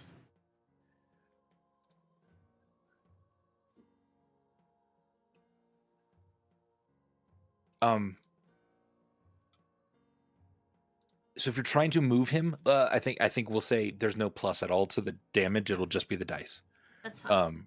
And then you can sort of use that attack to move him across. So here's the attack. A 30 with 7 damage. Yeah, that hits. Okay, good. I'm just kind of swinging him sides. That So you, I'm sorry, is it this one or this one? one in between Bully and me. This one. Thank Okay. You pin him in his shoulder with your glaive and just and then move him onto the other side, now fully immersed in the flames from ire. And this is Conway, right? Yes. Yeah. It's friendly.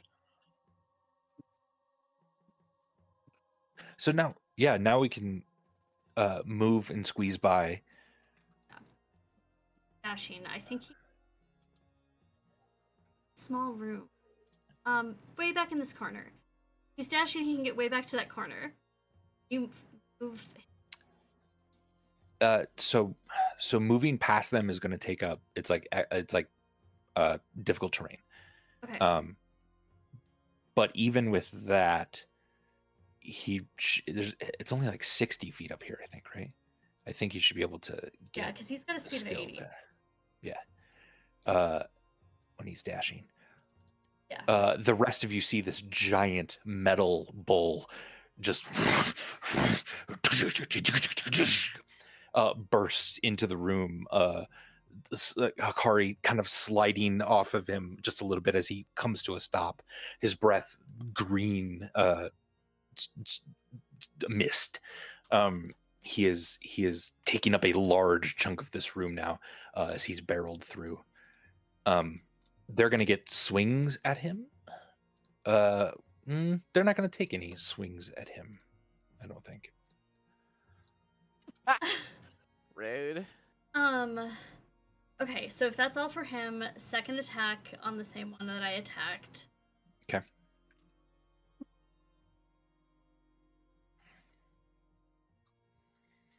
Oh yeah, I'm rolling that. Yeah, I'm gonna restart my no. computer after my turn. Yeah, you're good. And I don't think I'm gonna be able to be back in Twitch chat, so if people can monitor that for me. You're good. Another 30 for 22 plus 4, so 26 damage. And then that He's one. looking pretty hurt as the blood that sprays from him from that Oni attack, glaive attack, begins to just evaporate in the incredible heat next to us. Either DC 17 or DC 18 dex save for that same. Okay. Okay. Dex. He rolled a 1. Okay. Awesome. So I think. Try to find it in my character. I don't even remember. You're good. Something storm aura. Yeah, I don't think it automatically rolls. Doesn't. That I can find. Okay. So 3d6. That is 9. Okay. So that's lightning damage, and then make his strength save. Let's find out. He rolled for strength 12. Okay. I don't know how to handle it. The way it works, technically it's ice growing up his leg, 0 start of his next turn. And there's nothing in the text bit that says if you take fire damage, you can move again. It'll melt away, but it'll keep him in place during his turn. And it's to the start. Sorry, it's to the start of my next. So his speed is 0 until the start of my next. Sure. Yeah. We'll say it goes off after his turn, but functionally it should be very similar, just because he's in the middle of a firewall. Fine. And then fucking.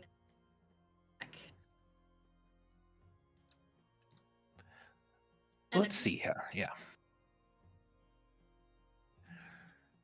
You're gonna get a couple attacks of opportunity. And my AC is not 20. Unselect Vector of the Foe and select a melee weapon specialization. Yeah. My AC is what it should. Cool. All right. Yep. Awesome. And then a 26 will hit you. Yeah. Doing 9 bludgeoning and 22 radiant. So 4 and 22 is 26. The equivalent of sentinel feat stops you in your tracks, though, as you are hit. If you are hit with an opportunity attack, your speed is reduced to 0. My HP. It is 112.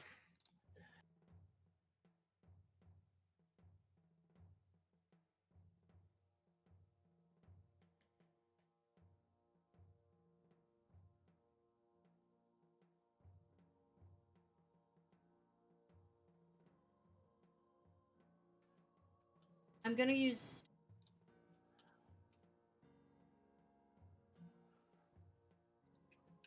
Okay. Maybe plus. Reduce. Oh, excellent. Yep. It's a 5. So yeah, let me give you some more hit points here. There you go.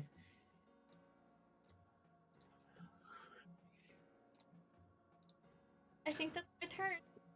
Okay. Clue.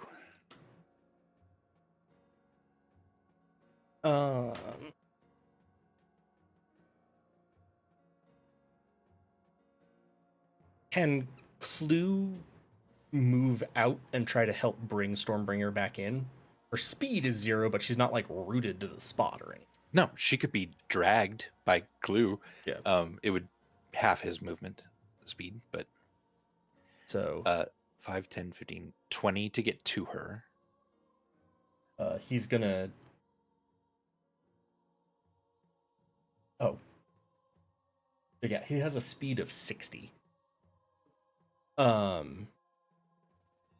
So then Another 40 to 30 get back. he could move. Yeah. So then he should be able to get all the way back, dragging her back. All right. So he, as she's sort of rooted and can't move anymore, he flies in with Burbage on his back, sort of laced into the saddle, brings her back then as well. Drags her away. The angels look terrifyingly pissed. Oh, actually, wait. We could have calculated that he didn't need to dash. So when he went up there, he also would have kicked one of the angels in the face. Oh, okay. And Clue is immune to fire, right? Indeed. Great. I think so. Yes, he is immune to fire. Yeah. And confers fire resistance to anyone. Oh, Stormbringer, you did end your turn within 10 feet of the fire on your turn. Right. So it would have been, I would have had advantage on the dex save if I make it again. 12 and Ooh. a 1. Jesus, come So you on. didn't. So then 28 minus 14. 14. A weird way to say half, but okay. Some of the furs on Stormbringer's armor just singed and burning and smoking as she's being drugged back what's here. my HP at? Your HP is at 113. Cool bean. As Stormbringer is drugged past essentially this line, you see Ponway finally still like finish the spell. And the kick. Yeah, please do the kick as well.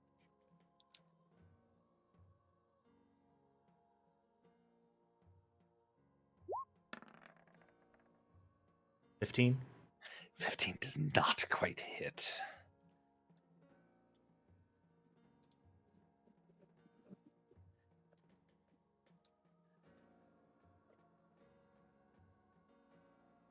Whoa.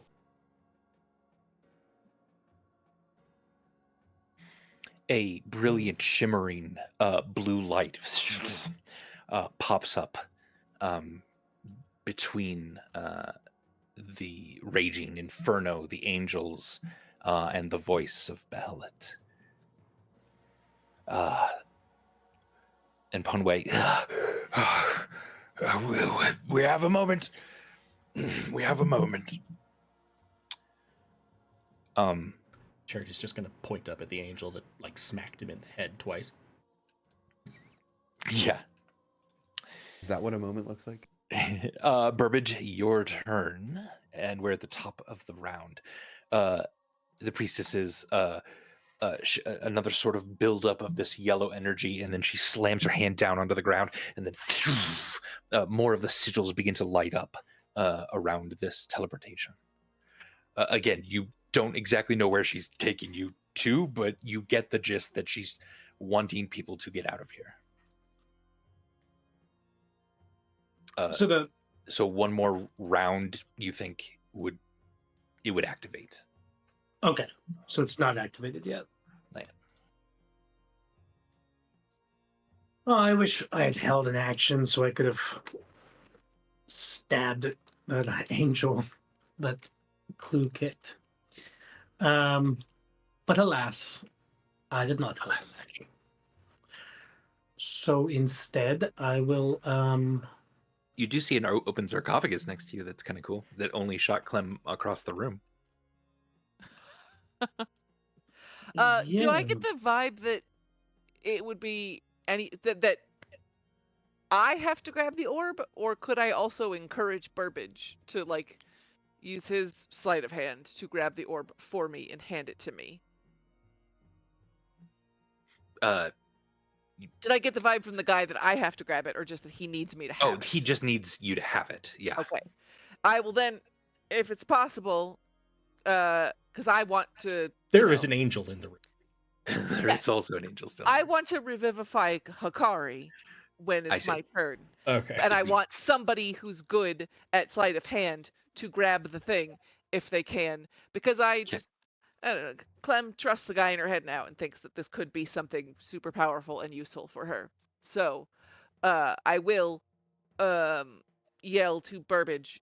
You can choose to do whatever the fuck you want, but I will yell, I really need this orb in here. I want to tend to Hakari, but this orb is super, super powerful and important. And you can't touch anything else but the orb. I feel like this is just Clem's voice shouting out from a sarcophagus that Burbage cannot necessarily see into. Like...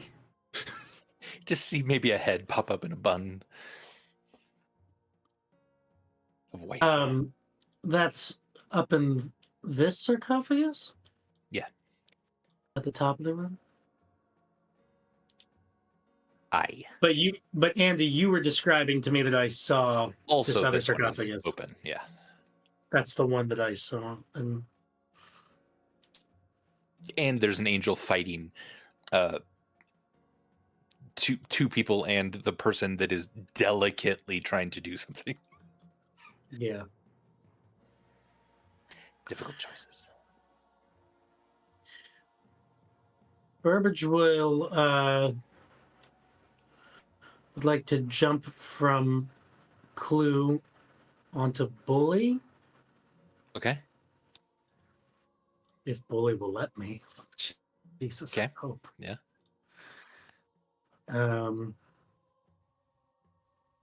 And from Bully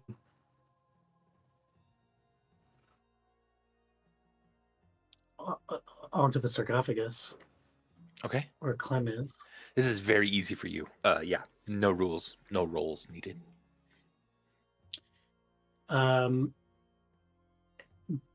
Burbage will fire another bolt at the angel. Okay. I don't have advantage, I don't think. Nope. But I've got crossbow bolt. 25. 25 hits.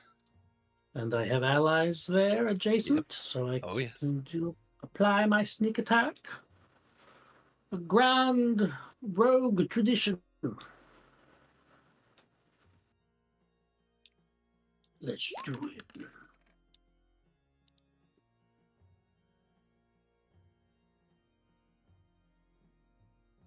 Okay. So is that 41 damage? That is.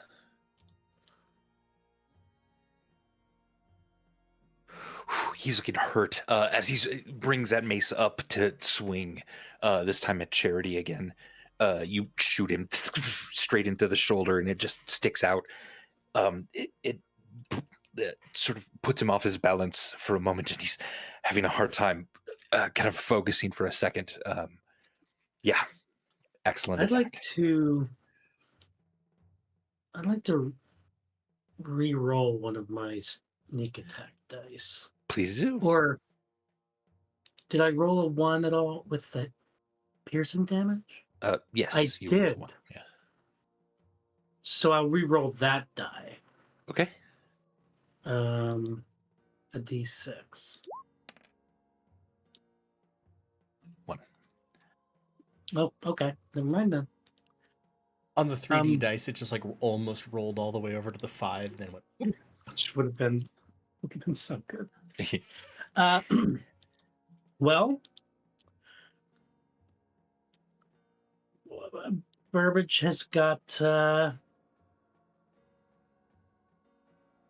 cunning action. He's got fast hands that he can use a sleight of hand check. Okay. He'll do a quick appraisal of what's going on in the sarcophagus based on what Clem shared, and he'll try to get this blue orb out of there. Okay. If you'll allow me. Let's try it. Sleight of hand, please. A 28. With a 28, you see your sort of area of attack, and very quickly you move in. You can't quite reach it with like between your thumb and finger, so you have to kind of go in and just slide your like two kind of your middle finger and your main finger. What's that called? Whatever. Index finger or pointer, I guess. Index. Yeah. And as you Burbage has another name for that finger. Thank you very much. And as you, it's Scrappy Kemp. as your middle finger and Scrappy Kemp just squeeze onto the either end of this ball, it's extremely warm to the touch. Not quite painful, but you're able to then extract it in an incredibly important game of operation. You are able to remove that without touching anything else. And you now have, right now we're just going to call this an orb of power for you, Clem. Okay. Does he give it to me? Do I have to do a thing or? Unless Burbage wants to pocket it or something. Wait a minute, a halfling holding some powerful item. When have we ever heard of a halfling succumbing to the temptations of a powerful magic? I knew halflings were the worst. That's where she's seen power word kill before. Oh no. Yeah, I mean, if that's an easy thing to do, I take it out and I just kind of like very casually I've handed it off to Clem. Okay. Thank you. All right. Charity, your turn. Clem is up next. I'm going to back away from the angel. Okay. Attack of opportunity. No. Saving his reaction for fucking something. Try and counterspell our fucking teleportation circle is what he's gonna do. Sorry.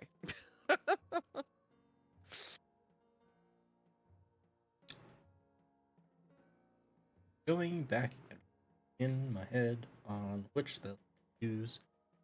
You know what this room needs? Another token. Big.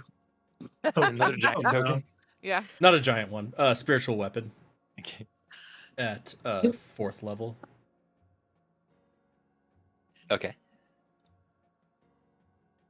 Can I quick add as just like a tiny little character beat, just tracking the relationships and the battle and stuff, that when like Burbage would give the orb to Clem, he would have said like, help Hikari. Like, I don't want it to be lost on Burbage that like Hikari's fucking dead body is there. 100%. So I just wanted to like, let's have that beat. And yeah, sorry. I would also say that, like, in the fight with Black Tom, you all saw Charity snap into rage. As Bully brought Hikari back in, Yeah. his expression has just gone entirely cold and blank. The jagged, like, shattering feathers are now just all knife edges. The spiritual weapon is going to attack. It's cast at level 4. Okay.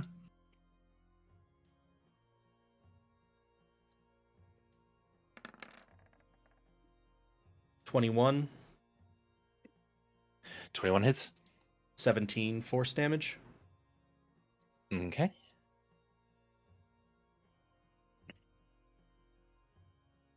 How does he looking? He's looking really, really hurt. Charity's just going to sort of point a finger at him, and silver flame darts. Okay. Check one.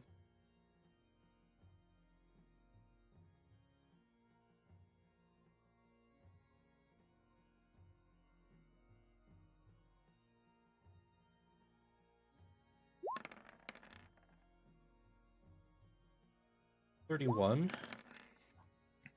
22, 24, 24. When an angel dies, there is the initial sort of golden blood of the wounds. There is the sort of brilliant white glowing light, but also something none of you expected: a fear and a terror that these flat affect angels have had this entire time washes over their face before and they just sort of, in sort of kind of a golden lit dust, just become nothing in this space.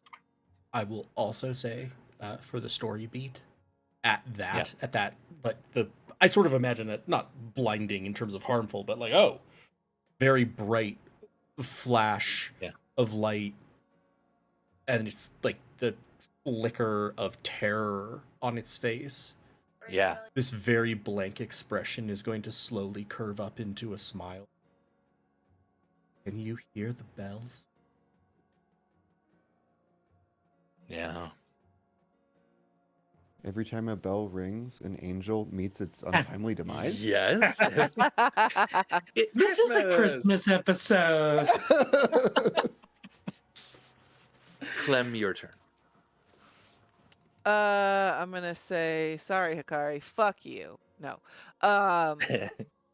So I'll have the orb in one hand and say in my head, "All right, I got this fucking orb for you. So whatever you do with it, better be useful." And I will. So I want to get. Oh, he'll sorry. even answer it. Yeah. Perfect. That means I'm done. Clasp the statue's hands. Yeah, I'm gonna revive my friend first. It's imperative that you do that, though. Yeah. They cannot do this on their own. You will not make it out of here without me. Yes, I'm pretty sure that Clem's pretty sure that clasping hands is not an action. Like it's just like that's going to move somewhere. So I will try. Oh, sorry. Yeah. Do you have $300 worth of diamond? Of course, I have so much shit, Andy. Okay. I always have everything. Dollars. Gold. Do you get like a we're free dumb. revivify? I forget. Is that one of the things you get? Oh, interesting. I don't think so. No, it's greater restoration that you have. That's what I have. Greater sorry. restoration / heal, which I've already used. I was gonna say, but greater restoration also has a material component that I was like, you get that for free. That's nice. I'm going to go to Hikari. I want to position myself in such a way that I even specifically, in case you just think I'm lying, in my item inventory I have 300 gold pieces worth of diamonds. That's great. Yeah, you use those then on this. Okay. Diamonds are like the only resource we really track with like the revivify stuff. I know. I was like, what do I have? Like my inventory is insane because I'm stupid and I mark everything like jelly jar parentheses goo monster. You know.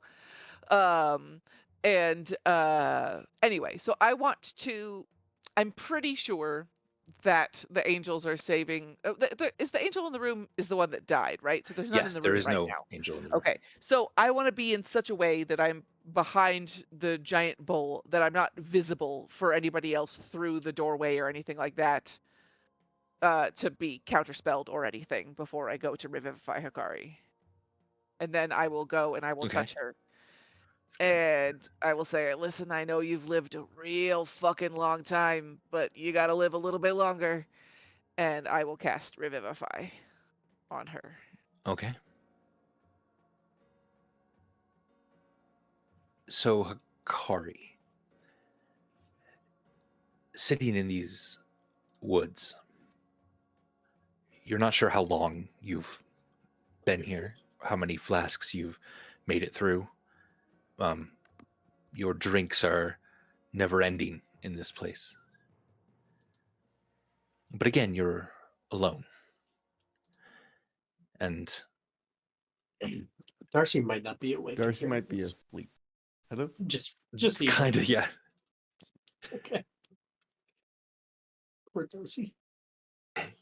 So as you're sitting at this campfire, you do see someone finally walk out of the woods, and Clem walks up to you.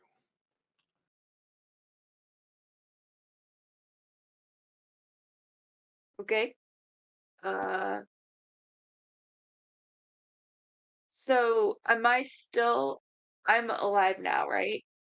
You're dead. Still dead. No, this is in the process of reviving you, I believe. In the process. I've come to your weird death zone to pull you out.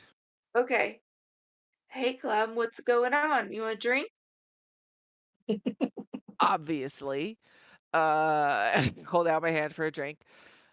So I know you've lived a lot of lives. Is an understatement. But we need you to keep living this one. We need you to come back. I promise these drinks will be waiting for you when I allow it to be your time. But I'm not allowing it now. Well, I figured I'd be back, so Yeah, this is nothing new to you, right? no, no. So yeah, I figured I'd be back. So do your thing. I'm gonna drink a ghost drink All right. and then come back. It's wonderful. It's the best brandy you've ever had. And Wow, shit, being dead rocks. Clem just holds out her hand, Hikari, and if you accept it, you'll be transported back. Yep. I feel like we've established that Clem says out loud the things that she says while reviving people. Yeah. So we just hear in the middle of like wall of force, angels, death. Wow, being dead rocks. So gonna see, even with like this just sort of rictus of a complete killer, Charity's just gonna sort of look over. Huh. Yeah. Then I need 3 wisdom saving throws from Hikari. Oh shit. 3?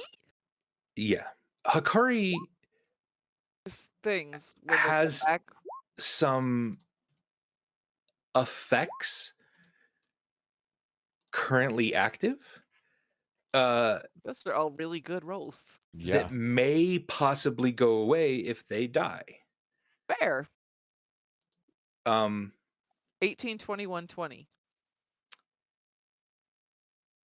Let me tell you 2 of the effects that remain. Yo, we are still fucking blessed, by the way. I just fucking remembered. We had this discussion last time. We're blessed for the whole time we're down here. Oh, bless is plus a D4, right? Bless is plus a D4. It is Oh plus a yeah, D4? that's true. I'm sorry, I just remembered. Does Because we bless could have still used that on count another if thing. you die? Her body's here. Let's do a 4th wisdom saving throw. Okay. I do. One more wisdom saving throw for Hikari.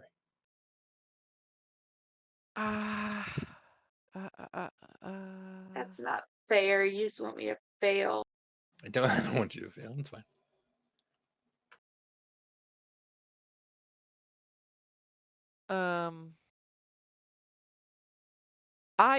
For Flash of Genius, I can't know the result beforehand, right?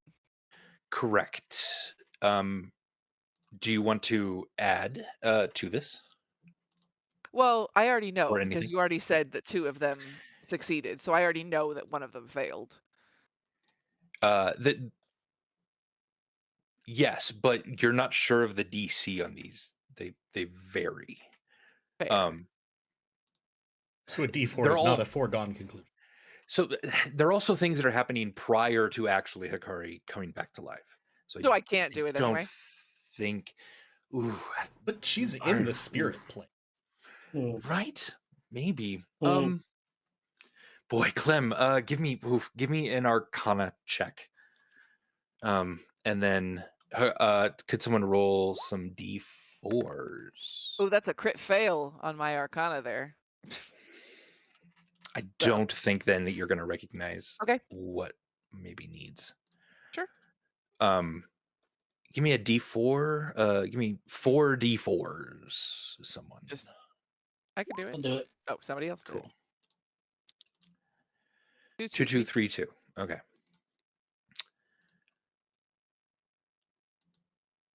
Okay. Yeah. So, first of all, the bless still active. The one has a 26 DC and didn't get near that.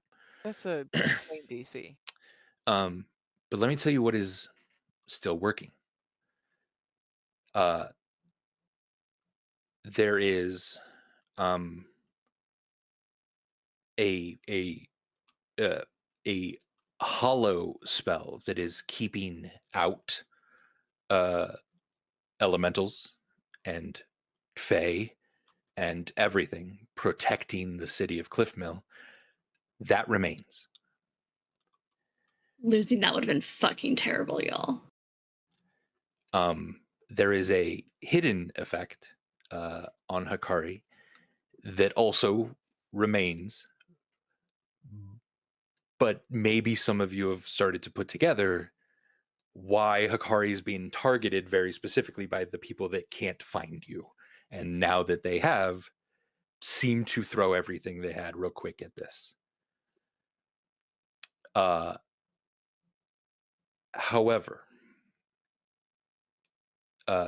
the ability to easily return to Cliffmill through the spell of Word of Recall has faded. And this is the toughest DC one. But it is all of a sudden not linked. Cool. What's not linked? The Word of Recall that Hikari set up in a place of in Cliffmill, so this was kind of the quickest way back, certainly. But Hikari, you are back to life. Yay! At the sorry, Clem, was at the end of your turn then? No. I will go and clasp the hands of the statues. All right. And then as you step between these two large dwarven statues and you hold out your hand, no one understands exactly what you're doing here after you've just woken up. Hikari, who's now breathing again. You look like you're trying to hug the statues. Honestly, Hikari, you didn't technically take damage, so your hit points are still like 95 from this. It's just like your spirit left entirely. Clem, grasping the hands then of these outstretched statues, you hear in your head, "Thank you.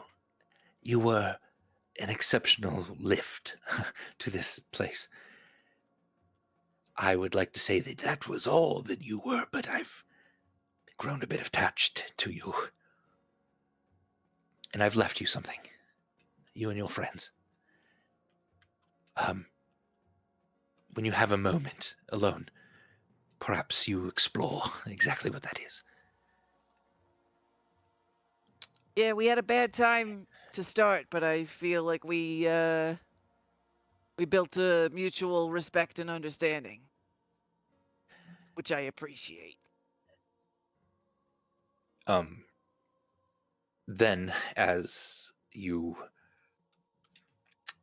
feel the pain in your head that, oddly enough, you'd gotten used to, just sort of vanish for a second. And now, all of a sudden, you feel lighter, a bit more hollow.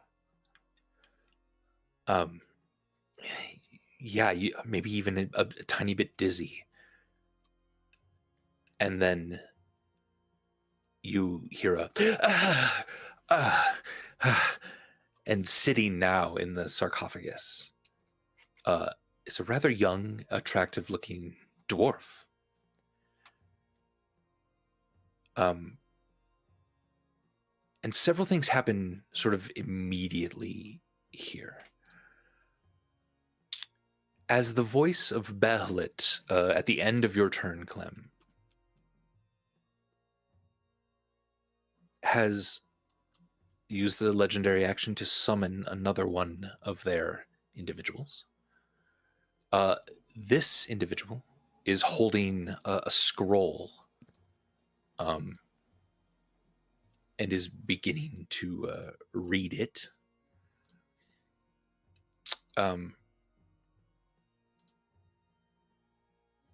The Grimoire is? No, the angel here has just popped into existence with a scroll in hand, which no mace, just the scroll. There's just enough time for Ponway to sort of look back kind of at the rest of you a little bit. And he gives a bit of a warning. "We're about to lose this. Prepare yourselves."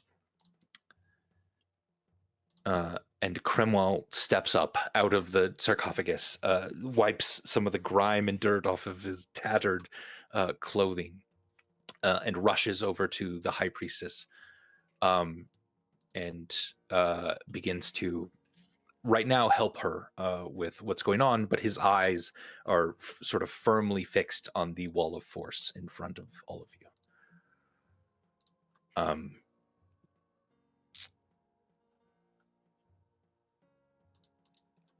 Ire, it is your turn.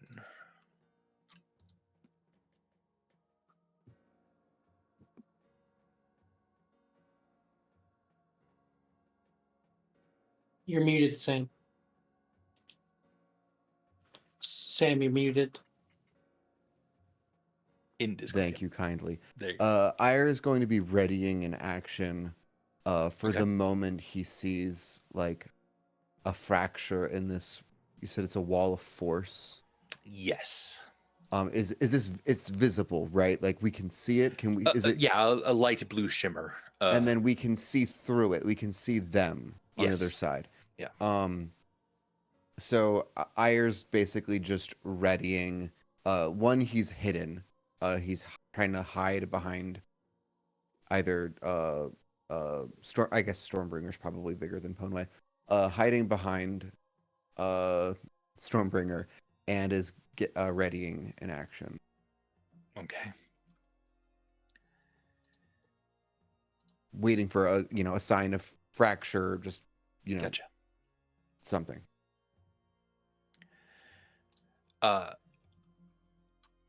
Charity Ponway locks eyes with you, and sort of from across the room, as he's maintaining concentration on this wall of force.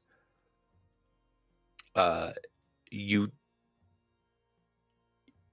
hear him say, "I am sorry that I've forgotten all of this, that I've forgotten you, your purpose.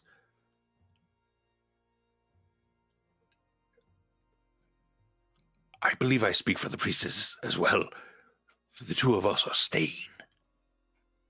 The rest of you need to leave as quickly as you can." We need fucking information from Conway. He can't just fucking stay here. That's Lena, obviously, not Stormbringer. That's fine. Stormbringer could also, or whoever. I was going to say, Charity is going to, like, if he's locking eyes with Charity, we need a Hellfire.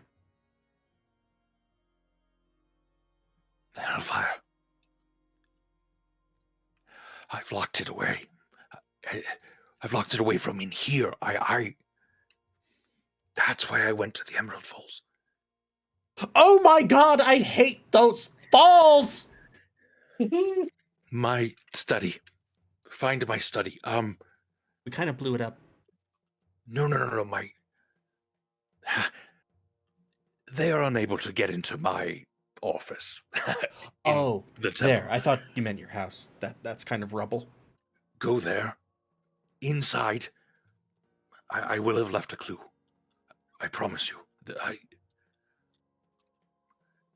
But that is all I know. Good luck. And at this, he kind of nudges Plea that has jumped up on his shoulder, who now jumps off to the side and then grows into a massive gorilla with a great sword slung on his back. Though he doesn't touch it, he immediately starts to move over to the great sword on the side over here, and begins to lift it off the ground. I would throw another giant creature in here, but we are packed to the gills in this tiny room.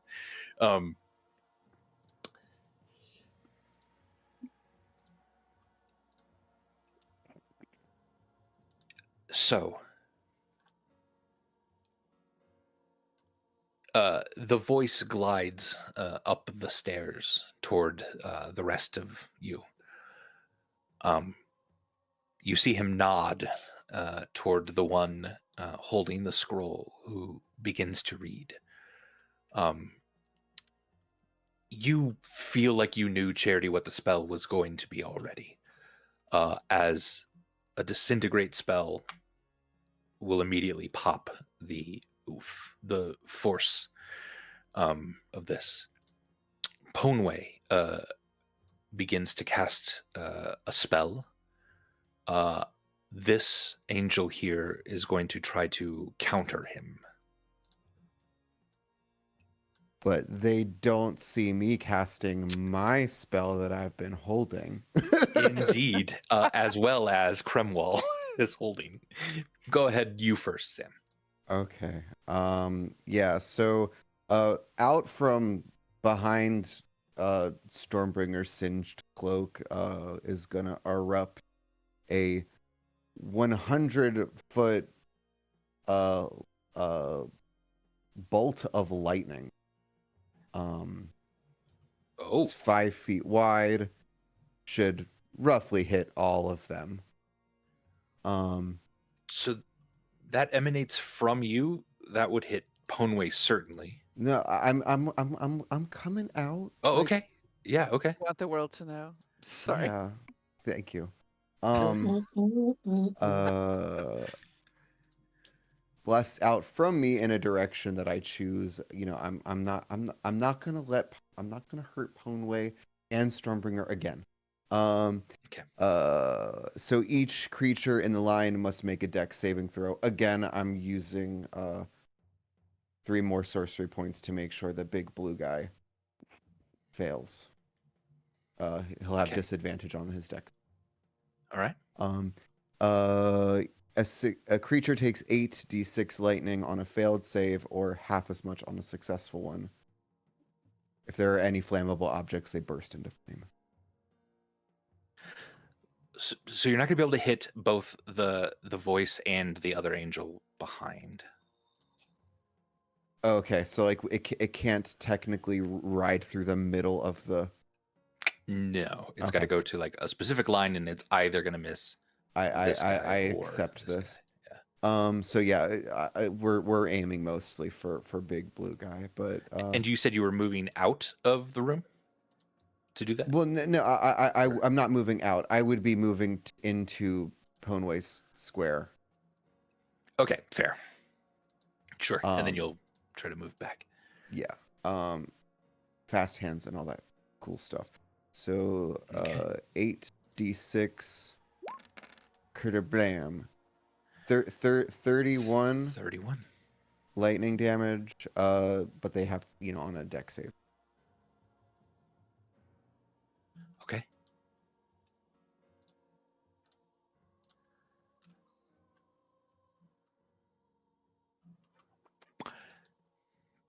All right.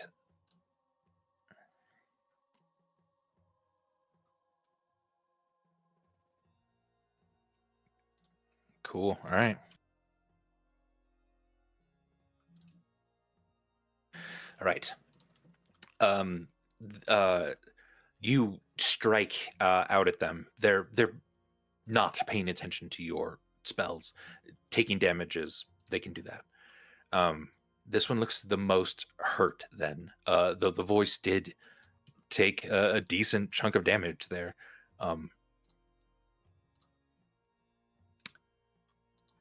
Indeed. This one then is going to attempt to I'm sorry. So holding an action doesn't mean that you won't be able to move when you're doing this.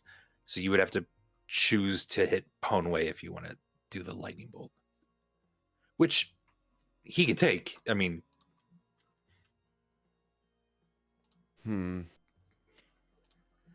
These fine. And me? Or can you, there's no way to angle it where it just hits me? Because I fucking hit me, whatever. Not from where Ire is. Okay. Well, I was technically hiding behind Stormbringer. You just can't. Oh yeah, same space as Clue. He narrated that he can't be in the same space as Clue. Is the only problem. Yeah, unless you're writing on Clue or something. Which would make it harder to hide. Certainly. Right. Okay. Well, all right. I guess Ponway can take some lightning damage. But didn't you start your turn in Stormbringer's spot? No, I didn't. You said you emerged. I said that I was hiding behind Stormbringer, but at this point, it's kind of not feasible for that to. Oh, okay. I see. Narratively, it makes sense, but yeah. Okay. We'll just also. You said there was a crumb, whatever had something happening too. Yes, I just want to make sure we're also hitting Ponway here. Yeah. Cool. So does he save? His dex is very good. 11, no. Sorry, bud. You just see him. Nope, I understand. Of course, yes. He tries to then cast a spell again. It's being countered by this one, unless someone wants to do anything about that. But like what? Has the Voice of Behelit moved, acted, reacted?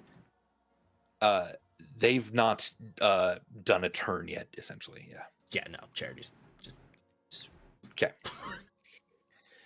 Ponway's spell then is countered. The magic itself gets like chained in this sort of orb of energy in midair, gets pulled straight into the ground by golden chains. And at this, Kremwall, you just see him stand up and snap his fingers. And everything stops. All sound, all motion, all movement, except for you. And you look over at Kremwall. I'm sorry, we don't have much time. All of you need to get out of here as soon as this is completed, and it will be very shortly. Several of us need to be here and stay behind. I am linked to this place. I won't ever be able to leave this city. Hopefully you will. Clem, I appreciate everything you've done for me. I never thought I would find someone to actually bring me back here. The rest of you, do what you can to save the world. And he rushes up. He does a small sigil in the back of Ponway, and he begins to move. A time stop. My God. And at this, the two of them go to work. They start casting a few different spells. The wall begins to come up again. The spell that Kremwall is beginning to cast now lights all around you. Small little ghostly at first figures begin to kind of pop into existence. Small dwarves. You now see these dwarves lining the halls. Kremwall seems to be bringing them back from their place outside of space and time into this moment to give the people here a fighting chance against an army of angels. You have no idea how long this stand will last. But the dwarves of this temple, Kremwall, Ponway, the High Priestess, Bedediah, they will stay behind. And as time resumes again, you hear the sounds of battle cries in the distance. You see the angels run, slamming into the blue wall of force. A couple of them being shot back as they tried to get through it, and the wall of force has other opportunities in mind. The voice, though, is making their way slowly through this. Cromwell shouts at the rest of you, "You have to go now. They'll just do this again. We've bought 6 seconds more for you. Any final questions?" And at this, the priestess stands up again, tears in her eyes. This golden light from her slams down into the ground. The lights of the circle light up. If all of you would like to, you could step through in this moment, wherever this circle is taking you. Can I do anything prior to that? Something fairly quick, an action. Sure, yeah. If your movement then will be to get in, if you want. I'm just going to sort of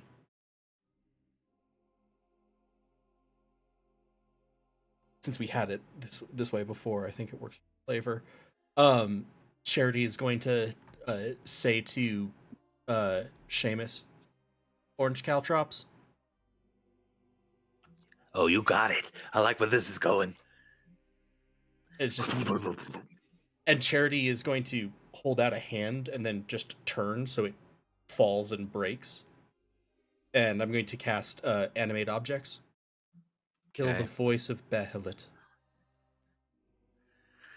You see them light to life. You hear tiny little voices now of the caltrops as they animate. They rise up into the air. Will all of you like to go through the teleportation as this is happening, or more else to do? Am I anywhere near my previously inside my head friend, or is he not accessible? He's kind of on the other side, holding as best he can the wall up, as angels are trying to break through on the other side. But he kind of looks over his shoulder at you. I just wanted to, just thanks. And I hope we meet again in better circumstances. And I'll go through. All right. Clem goes through. Hikari, I would say, limps off of Bully and slides through as well. Burbage will, after Clem and Hikari go through, he'll say to Cromwell, "You're very attractive." And he'll go through. Gives you a little wink.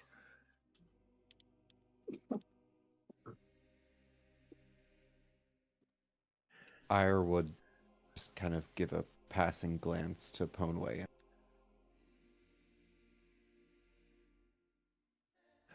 He nods at you. Quickly now. This is the best way for this to end.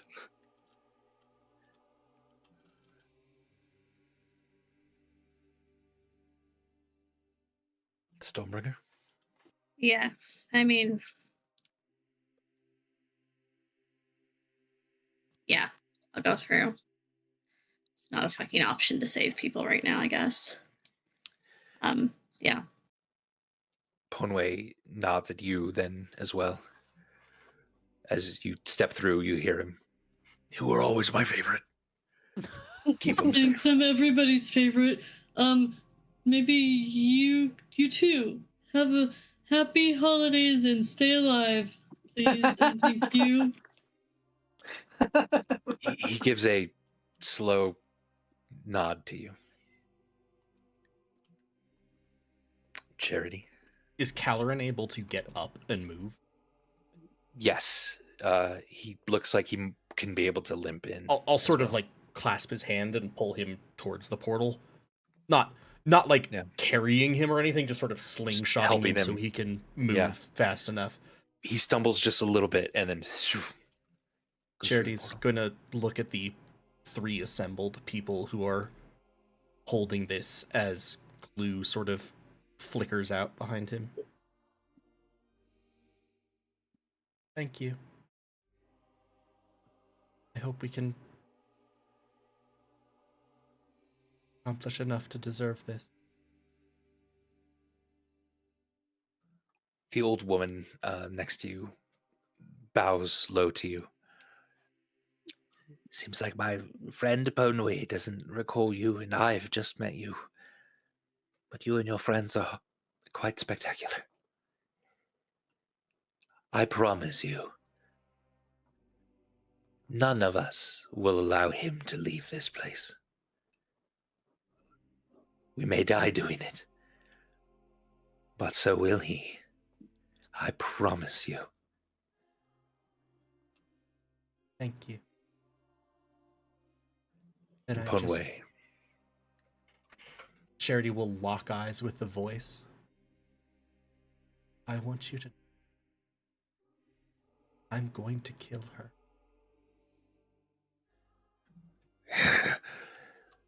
Goodbye, you irrelevant, sad little thing. I never cared for anything you said. And before he can respond, Charity will just step back through the circle, bowing slightly. You barely hear a no. And even in the space, you now find yourself somewhere deep below you. You believe you can almost hear him screaming. And then those eventually fade out as well. As all of you find yourself. Did Caloran come with us? Yes. Yeah, I slingshot him. Okay, cool. All of you now find yourself immediately cold inside some sort of space, small house. You look outside, it's wintry and blowing and terrifyingly cold. You're still in Phidero. You're just now on the surface again. And you've left that dwarven city behind. That's tonight's episode, friends. Damn. Ooh. Cinematic. Excellent. Excellent job. Well done, everyone. Got close. Few times there. But well done. And hey, let's turn off the scary music for for just a happy holidays, everyone. Thank you for watching. Thank you for playing. I know it's a few days before Christmas when we're recording this. That can be a very busy time of year for everyone. So I just wanted to say thank you very much, friends, for getting one more in 2024, and it was a good one. And you've finally made it out, and you can go to dinner now because it's evening time, and surely whatever. I don't know. We've still got like day. 2 days until dinner, You right? still got a couple Postponed for 3 days till dinner. days. Yeah, you can just rest and chill and go to a spa. Find or the something. Hellfire. It'll be fun. Yay. That's all in the temple. You can worry about that later. Oh yeah, We'll have a shopping day tomorrow or Charity's something. definitely in a mood where there's going to be a temple tomorrow. So worth noting that we won't have another Yes. Fates of Ryn session in 2024, but we are going to be playing a D&D Fates of Ryn one-shot on Yes. December 29th. My comedy partners and I are going to play some D&D, and he's going to run a one-shot for us, and it's going to be fun. It's going to be some New Year's Eve celebration. Yeah. I will not explain the ramifications of that until we just play it, because Lena's gonna kill me. Yeah, I'm gonna fucking kill you. Explain the ramifications to me now, The so I can stakes- have a chat with Adam and his comedy friends and make The sure we don't stakes fuck everything of- up. The stakes of this amazingly funny, goofy little one shot will Andy- only be made apparent after everything goes horribly wrong.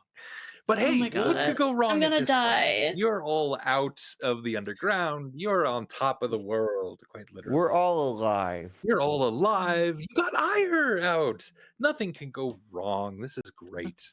Everything's fine. Except you did lose your method to get back to Cliff Mill. That's rough. I do have teleportation with Mills. Cliff Mill, yeah, it shouldn't be too hard to get into. Uh,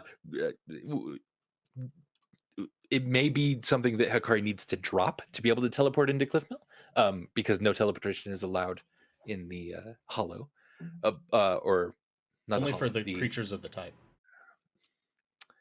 We'll double check that. Yeah, we'll figure it out. Yeah, because maybe it does allow teleportation of other people. Wait, but if it does, I don't think we want Andy to know that. We'll just. Can we not double check that? Can we actually go with no? Maybe Nobody we'll can just teleport assume into so. there, and we'll just walk. Oh, okay. Yeah, maybe that's good too.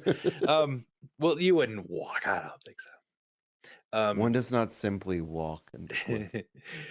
Yeah. Anyway, that'll all be made fun in 2025.